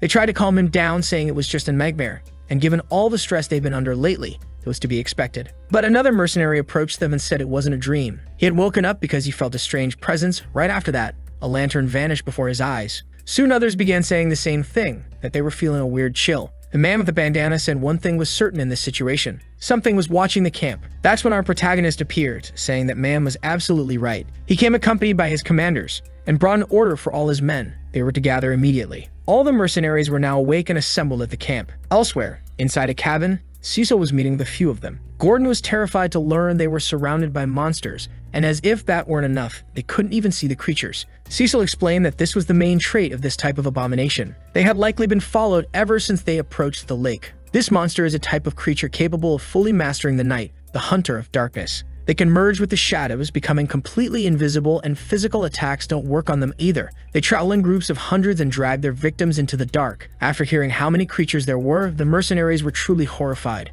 Now Belinda understood why the lanterns in the camp were disappearing, while Kor felt they were being toyed with. Completely furious, he wanted to attack the creatures first, before they could continue that situation. But the young master said they had to wait. That was the best way to strike. Belinda said they were already down to less than half the lanterns they had brought. They couldn't just stand there and do nothing. Cecil said a reckless attack would only provoke the creatures. They would retreat for a while and come back even more vicious, and they'd miss the chance to wipe them all out at once. Gillian asked if there was really a way to defeat hundreds of monsters in one opportunity. Our boy said yes, and he asked if Belinda had prepared the magic scrolls he had requested. She had already done so and handed one to each mercenary. Now it was time for the boy to explain how they would fight that threat. After making a few markings on the ground, he said they were surrounded on 3 sides. The creatures are stealing the lanterns and tightening the encirclement more and more. The numerical advantage belongs to them, which is why they can't be attacked all at once, as they could be ambushed from behind. Gillian realized that the geography of the place has been favoring them, If it weren't for the lake, they would be in an even worse situation. Cecil said that even though they are surrounded, the advantage belongs to them as they are one step ahead of the creatures. His companions didn't seem to understand those words, so he said he would divide their forces into 3 units. One made up of the shield bearers who would be responsible for blocking the attacks, another composed of archers who would be responsible for maintaining distance, and finally an assault group in which he would also be included. The shields and arrows would force the enemies to stay in a single position. As soon as that happened, the assault group would move from left to right, eradicating all the creatures. Once they regrouped, they would be able to encircle the remaining creatures. That would be the moment of victory. After hearing that strategy, they felt a bit more confident that they would be relying on the central units. Belinda asked everyone to pay attention for a moment. She heard that the creatures hide in the darkness and cannot be touched, so she wanted to know how they plan to attack the monsters. And indeed, everyone was waiting for an answer from our boy. Cor said they could just use humans to solve that, while Cecil said they would use the magical scrolls. The strategy was already being put into action. The shield unit was in position, and they would not break formation. All the lanterns in that camp had been stolen by the creatures. Delphine's notes mentioned something about those creatures. These monsters have a strong aversion to any type of luminous energy, and as soon as they are illuminated, they revert to their physical form. Everyone began tearing the scrolls that had been provided, a coordinated action. Magical energy began gathering above the camp, and the monsters noticed that something was happening, because an intense luminous energy was coming down upon them all, forcing their bodies to reappear physically once more. The mercenaries could now see what they were truly fighting. Gordon had not imagined that these shadows had been surrounding his camp, and even after being revealed, the monsters kept advancing. The archers were prepared to maintain distance from the creatures. They were firing to allow the shield division to hold their position, while the protagonist's assault group was waiting for his command. Their true forms had been revealed, and our boy was ready to coordinate his men. He gave the order for them all to begin the attack. Gathered with courage and determination, it didn't take long before those creatures started being exterminated. Our protagonist is highly skilled with the sword and is enthusiastically eradicating those beings. Even though the creatures can hide in the shadows, their physical form is truly weak. His assault group can destroy them quickly, and he gave the order for them to kill as many as possible in the shortest time. Yillian is capable of drawing the enemy's attention, as he can block a large volume of attacks.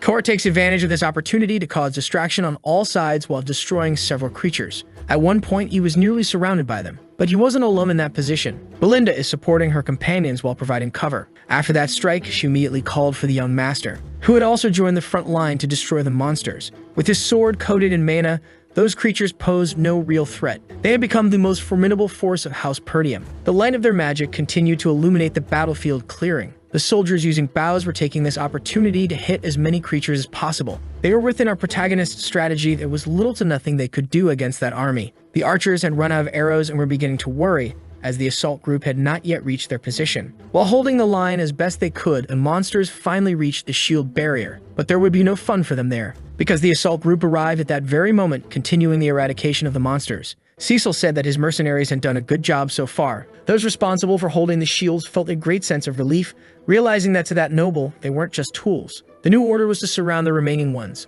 The mercenaries should seize this opportunity to strike even more. Soon the creatures began fleeing from those humans. Seeing them retreat, our protagonist's army held their position. Cecil realized the creatures were doing this to avoid being surrounded by their enemies. They are quick to understand their situation. Cecil asked Belinda to locate the lead creature. He said it has a horn on its head and is the one responsible for signaling the others to flee. The assault group is still chasing the monsters. Cecil knows they are relentless enemies. If they escape now, they'll strike again later. Our protagonist knows his men can't withstand another wave. He needs to end this now, and for that, they must defeat the creature's leader, no matter what. Belinda is becoming more and more impressed with the boy. She realizes he truly has changed a lot in recent months. After using her ability, she was ready to reach the creature among all the others. She threw her hook toward a tree branch. Using it, she launched herself into the air. From there, she had a clear view of what was happening. It would be easier to spot the horned creature, and it didn't take long before she saw the beast. As soon as her eyes found the creature, she prepared to capture it. She looped her hook around its neck. As soon as she caught the creature, she relayed the information to the young master,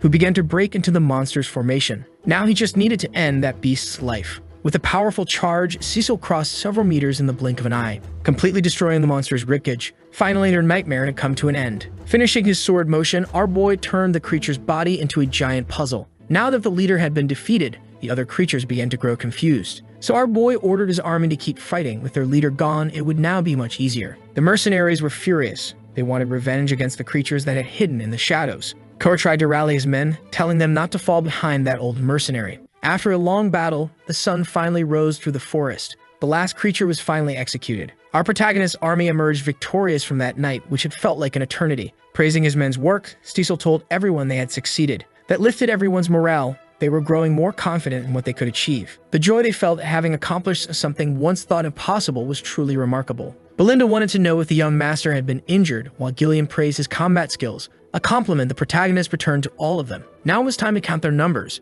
He and the Calveros mercenaries would spread the creatures' bodies around the camp. Kaur asked if that actually accomplished anything. Cecil said the stench of those bodies repels weaker monsters, and there are a few creatures in that forest stronger than the ones they just fought. This will make their camp much safer, said Gillian. And that was enough to spark an argument with Kaur, who still held some resentment toward that mercenary. Our protagonist knows it has been 10 days since he entered that forest. After the long battle against the Failers, they had managed to defeat most of the dangerous monsters along this route. They only needed to reach the mine. Cecil knows there's still work to be done. Things weren't over yet in that place. Belinda said there were no losses among the Calveros mercenaries, but among the hired ones, only 126 remained. Kaur had already expected his men to endure. After all, he is their leader. Cecil asked if the 3 missing mercenaries had been killed in combat, but Belinda said no bodies were found. Some of the men were wondering about the coward, and one of them was certain that after the things he heard the man say, he must have tried to run away. A truly predictable behavior from him. Those who were with him realized the battle had ended. They couldn't hear anything anymore and believed they would have died had they not fled. The coward said they needed to hurry. They would only be safe once they were out of the forest. But his companions stopped running immediately. The coward didn't understand what was happening and asked why they had stopped. One of them told him to look behind him. He was faced with a massive pair of eyes belonging to a truly terrifying creature. At that very moment, the coward realized his life would come to a painful and brutal end. That enormous creature, surrounded by human bones, had made its lair among those precious minerals. And that was where she laid the last body she had managed to retrieve. Her eyes are threatening and deep, the last thing many people ever saw in their lives.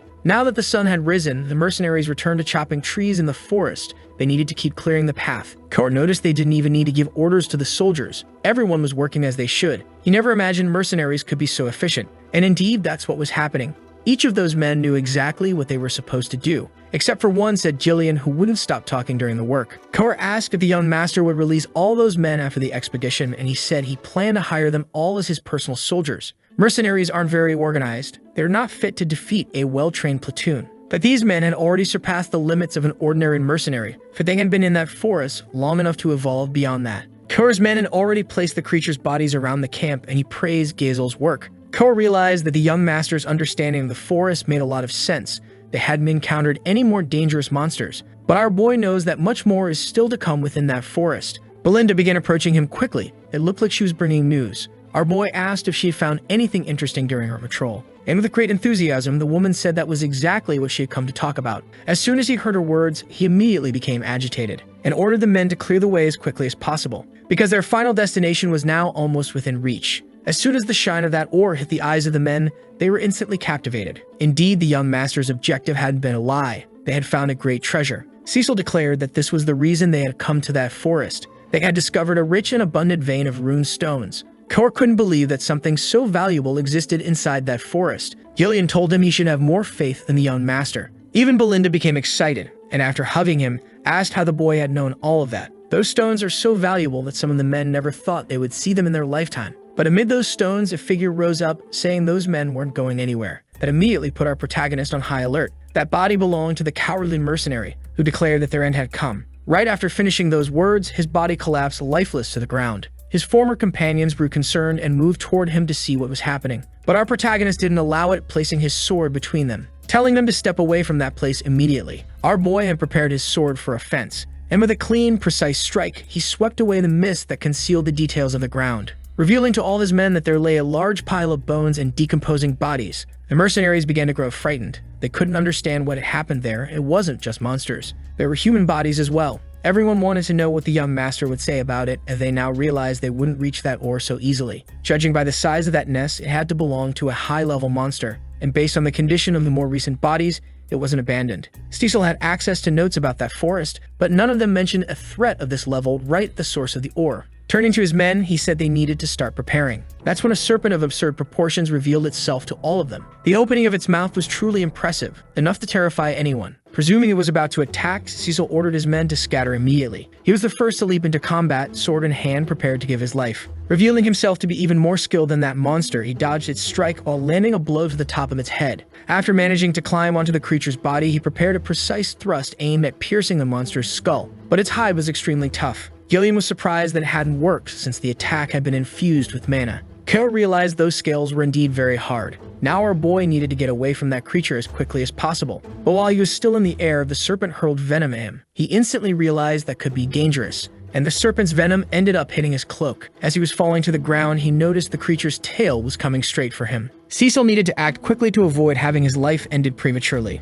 He blocked the monster's attack with his sword, but the creature's strength was far greater than what he could produce, and the boy was thrown hard against the ground. Belinda nearly panicked, wondering if the young master was still safe. After hitting the boy, the serpent began slithering across the area. The mercenaries had to be cautious. If they were caught by that massive body, they could be crushed without even realizing it. Gillian and the others managed to act in time to save some soldiers who might have been trampled. While our boy rose from that pile of bones, the screams of despair became louder and louder. Now that he was facing the creature, everything started to make sense. The serpent was the master of that mine. The blood python, a truly formidable creature. One of the few beings in that forest labeled as too powerful to defeat, it was supposed to reside in the deepest part of the woods. The odds of victory for his team were low, fleeing was still an option. But as he squeezed one of the rune stones, Cecil realized he couldn't keep wasting time. If he gave up now, everything he had achieved so far would become completely meaningless. That serpent had to be removed from his path. He wasn't going to lose everything he had earned through his own effort. To face that monster, he would need to use all his power, and began unleashing the energy from his third core. Cecil was ready to remove that obstacle from his path. The creature immediately tried to strike him, but he managed to dodge using his sword. And unlike their first encounter, now that his blade was much more powerful, he managed to cut through those scales. He even found an opportunity to strike one of its eyes. The monster hadn't come unprepared and tried to surprise the boy from behind with its tail. But our protagonist managed to defend himself, once again realizing his physical strength was still not enough for such a devastating blow. Even having lost sight in one of its eyes, the serpent remained fierce and furious. Showing our protagonist that it was also skilled, it used its tail to engage him like a sword. Cecil realized that some battles simply cannot be avoided, and even if the chances of victory are slim, he carries the responsibility of everyone around him. He can't allow the lives of those who helped him to be put in danger because of his decisions. Now is the time for him to fulfill his true responsibility, just as his father does for that territory. Cecil was using a tremendous amount of power, but the creature remained threatening. Even after being seriously wounded, it didn't seem the least bit weaker. The boy realized that with every passing second, his third core remained active. Things were getting more dangerous. He would run out of mana before defeating that monster. Belinda ran to him again, clearly worried. While she checked him for injuries, Gillian and Kaor stepped in to shield him. The woman told the young master he needed to move to a safer place. They would hold the creature off. All the mercenaries were committed to that task, but the young master wanted them to be the ones who started escaping. That left his subordinates confused. Gillian wasn't willing to obey that order. Cecil said that although he was powerful against such a massive enemy, he couldn't guarantee everyone's safety, and he didn't want to lose all of his subordinates in that moment. Belinda asked what he planned to do about himself, and our protagonist said he would try to hold the creature back. She knew everything he had accomplished so far had been one miracle after another. She still didn't understand why he kept pushing himself so far. While everyone was distracted talking, the massive creature hurled venom at them once again. Cecil ordered everyone to get out of there immediately. It was becoming too dangerous. But the mercenaries didn't follow that order. They quickly formed a shield wall to protect the young master, preventing him from being hit by the venom. The boy hadn't expected something like that to happen, and those men told him they wanted to stand by his side. They had never had an employer like that boy, who in just a few days had saved each of them multiple times. Kaur was also very interested in obtaining that treasure, while Belinda would never leave him behind. Gillian said he would create an opening to distract the beast. Everyone still had great trust in him, and now they hoped the young master would learn to do the same, to trust in others. Cecil realized that being in the position of receiving help is much harder than being the one offering it. That enemy is much larger than any they have faced so far. Its scales resist man attacks, and the creature can spit venom.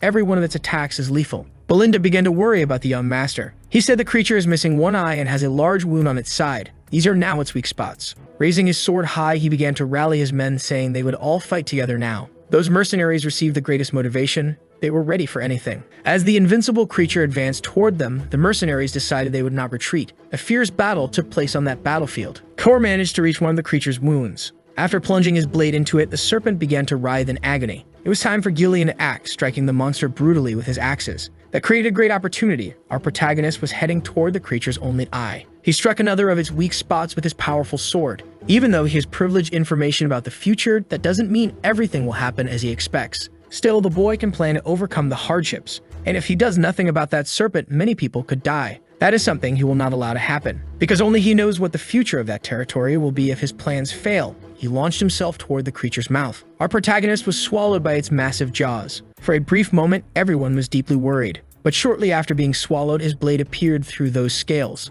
The serpent was being completely shredded from the inside out. Our protagonist made a huge wound in its head, emerging from the creature's mouth covered in venom. His men were truly impressed by his audacity and ferocity. Cecil knows he is the future of his family. While they were defeating monsters, a heated argument broke out at the castle. A man slammed the table in fury, saying it was a grave offense. None of them could believe the young master had entered the monster forest. Albert believes the boy is too stubborn and must have deluded himself into thinking he could do what no one else had. It's been 2 weeks since he entered that forest, said the superintendent, so they must start accepting what has happened. If Scoven hadn't given false reports about the situation, they might have been able to try and rescue him. The superintendent doesn't understand why that knight cooperated so much. If the boy did survive, they want to take action.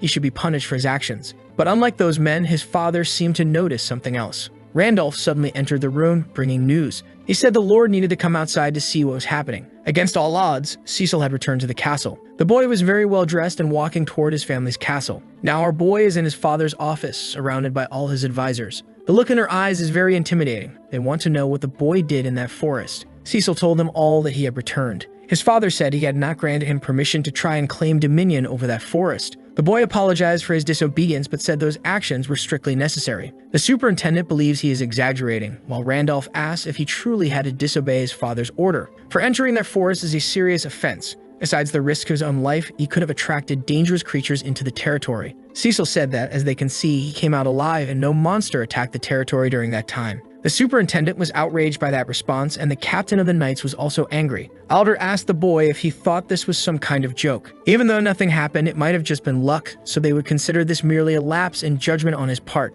By presenting a letter on the table, he said the boy had no excuses for his actions. The boy realized it was a letter from Count Leopold. They had already been suspicious of that visit he made, but they did not expect that he would threaten his fiancée to get 20,000 gold coins. The Count was furious and severed all support he used to give them, and also broke off the engagement. Cecil is trying to understand how the Count had written that letter. Since he doesn't get along with his own daughter, it seems like a forged document. She may have manipulated her own father out of greed, which also confirms she had become his enemy. Those assassins wouldn't be the end of these problems, and now he can no longer exploit the weakness of his former fiancée, as the Count won't believe his words. Had he delayed too long, those events could have prevented all of his actions. Cecil once again realized that time is not on his side. Albert wants to know if the boy has anything to say in the face of all this, because they need to return those 20,000 gold coins. Randolph said that amount could support the army for a while, and our boy said he had already completely spent those resources. They were invested in the conquest of that forest. All the men present listened to those words in silence. They couldn't say anything, because a boy had burned through all that money in a forest with no apparent wealth. Cecil apologized for what happened, but he had nothing to say about Leopold's situation. That's when the captain grabbed him by the collar, saying he's a bastard, a successor who ruined his own territory. The superintendent declared that he is no longer the young master, but merely a common criminal. But our boy said he would fund all of them, stating that he would provide the money they needed, including the 20,000 gold coins. His father asked if he truly knew what he was saying. He asked Belinda to enter the room, and the girl brought in a small chest. Cecil said there was a good reason to enter that forest, which is why he needed to take control of it as quickly as possible. As soon as that small chest was opened, the eyes of the men in the room could hardly believe the glow they saw. They were rune stones of the highest quality. They didn't know how our protagonist had gained access to such material. The superintendent began questioning how he obtained something so valuable, while the captain wanted to know if this was what he had spent the money on. Cecil revealed that he had mined them in the monster forest. Albert recognized that the ore was indeed valuable, but said that amount still wasn't enough to restore the territory.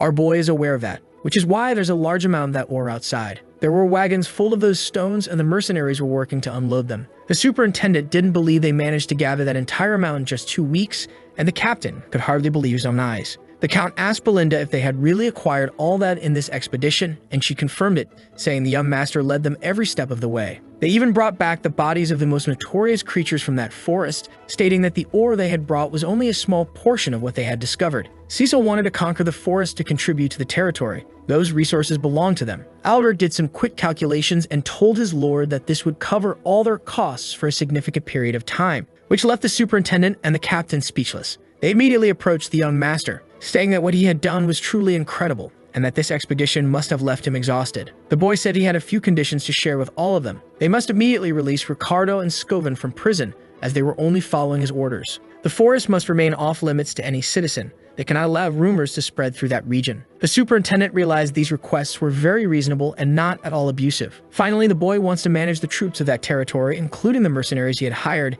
He doesn't want to have to ask for permission for every military action he takes. Randolph asked if the boy really wanted to have his own personal army, saying that's impossible because they don't know what he might do. Albert tried to correct his colleague and said he'd try to be clear. The boy apologized for disobeying his father, but this request was essentially a demand for full autonomy. But our boy said Albert misunderstood. These are his conditions as the future sponsor of this territory in place of Count Leopold. If his demands are not met, he will not be able to contribute to the territory's finances as he wishes. Albert asked the Lord to take a stance as the boy was practically seizing control of the land. That's when the mercenaries approached him. They had finished the work they were ordered to do, and the boy praised all of them for their hard work. Gillian said the stones had already been unloaded, and they would be moved according to the young master's instructions. His other commanders said they had also taken care of the creature hides as ordered, and he was awaiting instructions on what to do with the serpent's body. Cecil said they would begin processing it soon. They need to separate the meat, the venom, and the hide before it spoils. The Lord began speaking with Randolph, who was impressed by those mercenaries,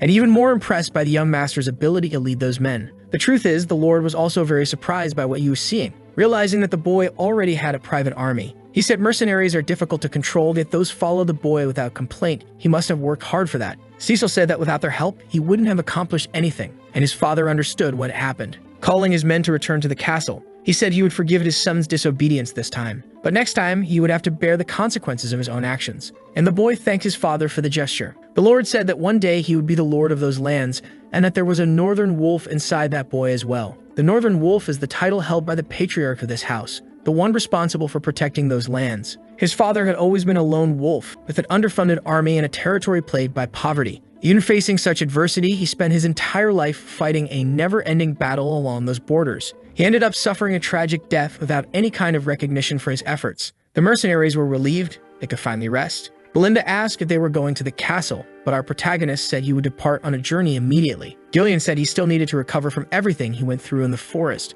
It was a miracle he came out alive after being swallowed by the serpent. Belinda asked if he had any idea how much effort it took for her to neutralize all the effects of that venom. But the boy reassured her with a hand on her shoulder, saying he would leave everything in her hands. With that, he stepped away from his companions. Rumors about what they did in that place would soon spread across the continent, eventually reaching his enemies. Cecil needs to strengthen his territory as quickly as possible, so that no one dares to attack those lands. As he tried to walk, the boy collapsed to the ground, completely exhausted. Elsewhere, the evil nobles were gathered, conspiring against our protagonist's family. A carrier pigeon had arrived there, bringing messages. The mysterious man opened the letter and began to read its contents. The letter stated that part of the monster forest had already been conquered. The Diggold must begin a war against Perdium, and Educard will intervene in it. That family must be exterminated at all costs. They realized the time had finally come, and the Duke must have already chosen a new lord for that territory. The man asked how many of their people were still infiltrated in Perdium's lands. One of the nobles said he had 2 vassals and 1 knight there. The mysterious man ordered the vassals to be sent to Diggold's territory. The death of one of their sons should be enough to start the conflict, and Victor would be the one responsible for carrying out that mission. The nobles hadn't expected to hear that name, for he is the most powerful weapon of House Desmond, but if Frank had done his job, they wouldn't need him be having this conversation. Another noble said that Victor is very reliable, but that it's too soon to reveal their greatest weapon. They had been acting cautiously until now, and he wanted to know why the Duke was interfering in this matter when he usually moves from the shadows. And the mysterious man stated that it was because of the monster forest. All those decisions were in accordance with Duke Delphine's will, and the nobles should not question that. They should prepare for the war that is about to begin. The mysterious man's name is Harold Desmond, and he asked if anyone else was aware of the situation. In the home of our protagonist's former fiancé, someone was seething with anger. Amelia was growing more and more furious over everything that had happened. Her knight was trying to comfort her in the way he could. She couldn't believe that Bastard had obtained a runestone mine, all of it funded with the money he took from her. Her assassins had failed to capture him, and even after her father had cut off all aid to those lands, she still felt she had been made a fool. The knight said that didn't sound like her at all. After a deep sigh, she admitted she had let her emotions take control for a moment, realizing she couldn't go back in time to fix her mistakes. The knight was only waiting to receive her orders. He was prepared to carry out any task. No matter what that woman asked, he would definitely do anything. Amelia realized that with this recent discovery, the Perdium family would soon recover financially. but they need to act before those stones are sold. The knight didn't understand her idea. So the girl explained that she had just received the news, and that they had obtained those stones only a few days ago. There hasn't been enough time for them to sell them yet. This is her chance to act, because it's obvious where they'll go to sell those stones. The knight assumed her plan was to intercept the distribution line, but he had no idea where that would take place. Amelia said there's only one place in the entire north, the Scarlet Magic Tower, which is led by Archmage Delmud. This ore is essential for magical research, and every tower will want to get their hands on it. She wants to send her assassins to interfere with the route, launching several attacks to prevent the cargo from reaching its destination, and to steal it for herself. Her knight pointed out that there's another magic tower in the territory of Brevin and asked if she really believed they'd choose a different route. She said she had heard some rumors and that the magic tower there no longer represents any real force. Besides, she summarized, our protagonist is obsessed with money. He'll go wherever the profit seems greater. Amelia believes that this time she will strip our boy of everything he owns. Meanwhile, our protagonist is lying in bed, recovering from the wounds he sustained during that expedition. He began to recall what had happened with the serpent, when he was swallowed by that massive predator. He had already reached the monster's esophagus. The entire place was filled with venom capable of melting its victims. The mana from his third core was burning away the excess venom, preventing it from contacting his body. Even so, he had inhaled a great amount of it. Most of the serpent's victims die at this stage. Cecil realized he had to endure just a little longer. He couldn't lose consciousness in that place. To protect everything that is precious to him, including the future that hasn't happened yet. If he couldn't rid himself of the venom, it would become a part of him, causing all the venom that entered his body to be absorbed into his mana core. The movement of each of his mana cores would surely neutralize the poison's effect. This is a very delicate process. Only those who have transcended the limits of humanity are capable of doing it, turning the venom into fuel to increase his mana even further. At last, our boy woke up from that strange dream. He realized that his body felt much better. He woke up in his room but couldn't remember the most recent events. He only remembered being forgiven by his father. Lost in those thoughts, he noticed his sister was there beside him. She hugged him the moment he stood up. She said he'd been unconscious for 2 days, he left the castle without a word, and as soon as he returned, he collapsed without warning. Despite everything, she welcomed him back. Our protagonist became worried about his sister, who immediately pushed him away since she doesn't like hugging him too often. Leaving his room, she began calling for Belinda, saying her brother had awakened. Our protagonist didn't want to have been unconscious for 2 whole days. After escaping from that creature's insides, he had only needed minimal help from Belinda. He wanted to use his time more effectively, but this body is still too young for that. Even though he had surpassed his limits last time, he was already feeling much better, believing that 2 days of rest had really been enough. But the sensation was truly strange, because his recovery rate had improved significantly, along with his mana storage capacity. After that, he noticed that the attribute of his mana had changed as well. He began to think, the energy from that creature had altered his mana while he was trying to neutralize all the venom. Not even in his past life did he know it was possible to grow stronger in that way. He hadn't done it intentionally, but risking his life may really have been worth it. He realized he needed to put his body through some tests, but if he follows his strategy, he could become even stronger. However, he has immediate priorities. Selling those stones is essential. Since a few days have passed, many people likely already know what he accomplished. He needs to gather his mercenaries immediately. Hearing a knock at the door, he said Belinda didn't need to do that. But a man in armor was entering the room. In the company of those women, the Lord himself was also present, seeing with his own eyes that our protagonist had awakened. The boy hadn't been expecting a visit from his father. Belinda told him everything, how he came into contact with the serpent's venom by jumping into its mouth, so she wanted to know if he was feeling better. As soon as our boy answered positively, the Lord revealed he was relieved. Belinda asked if he had any idea how worried she was when he passed out, so she wanted to know if he was really okay, and he said yes. That's when his father called in once again. He said they needed to talk, because that man had a favor to ask of his son. Our protagonist hadn't expected anything like that to happen, and was surprised by the request.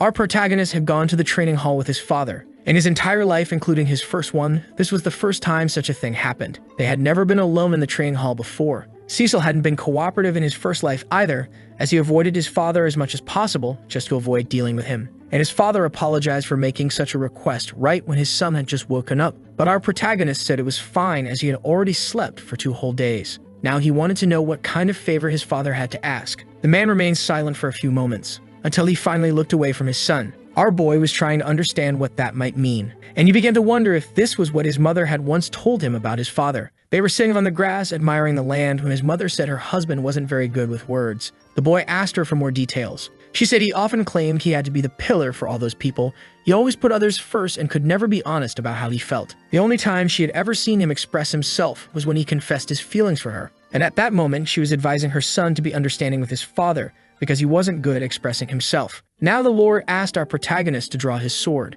Our boy began to feel a bit uneasy about what might happen. but he decided he would obey his father. The two began a sparring match. The Lord was truly exceptional with the sword, and our boy had years of training as a mercenary. That fight progressed like a well-structured training session until they finally stepped back to catch their breath. The boy realized his father's strikes were heavy, and that unfamiliar stance was the Lord's fencing style. He clearly had the strength to repel the barbarians near the border while still being gentle enough to protect everyone else. Our protagonist decided he would show a few moves of his own. His father was surprised by that maneuver, but still managed to block the attack without being caught off guard. Both were ready to go on the offensive again, but had to stop at the last moment as the match had ended in a draw. Each had gotten dangerously close to vital points. The Lord said that the boy had greatly improved his swordsmanship.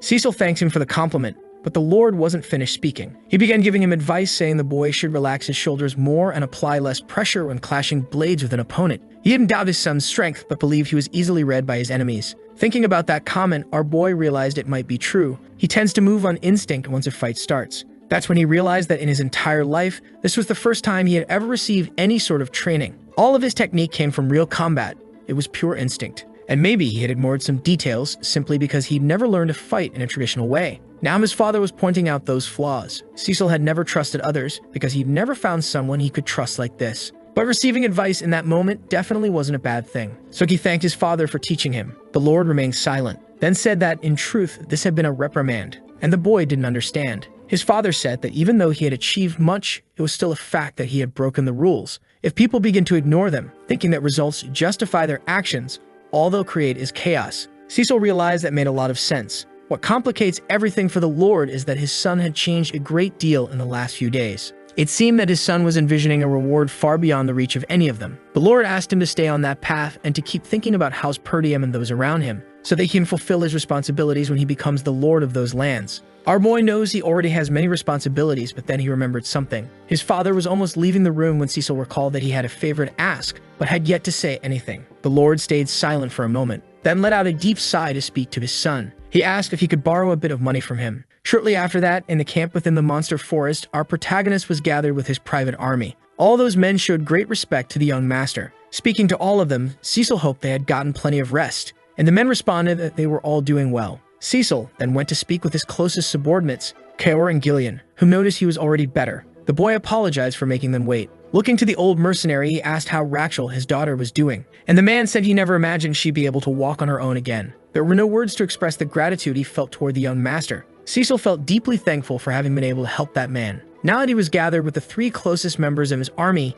he said he had something to tell all of them. The Perdium territory was in grave danger, and his subordinates were shocked upon hearing those words, trying to understand what he meant. Then he revealed to them the circumstances in which his sister was nearly assassinated, and how they were planning her death to use it as an excuse to justify a territorial war, but the boy had managed to delay it. He also shared how he had discovered the body of Deagold's heir in an abandoned house, revealing to them the forces conspiring against his family. Certainly someone was spying on them, and it must be someone who had been in those lands for a long time. At this very moment, they had neither the time nor the resources to launch an attack. Now Belinda understood why the boy had been in such a rush. She thought the discovery of that ore might mean a bit of rest. Kara was impressed. First the forest, now a war. Things around here never get boring. Gillian said that if all of this was true, they had become the perfect target. A great treasure was discovered in a place with weak defenses and financial trouble. Cecil agreed. This territory practically had a giant target painted on its back. Belinda said something so important should already have been shared with them. They needed to take this information to the castle.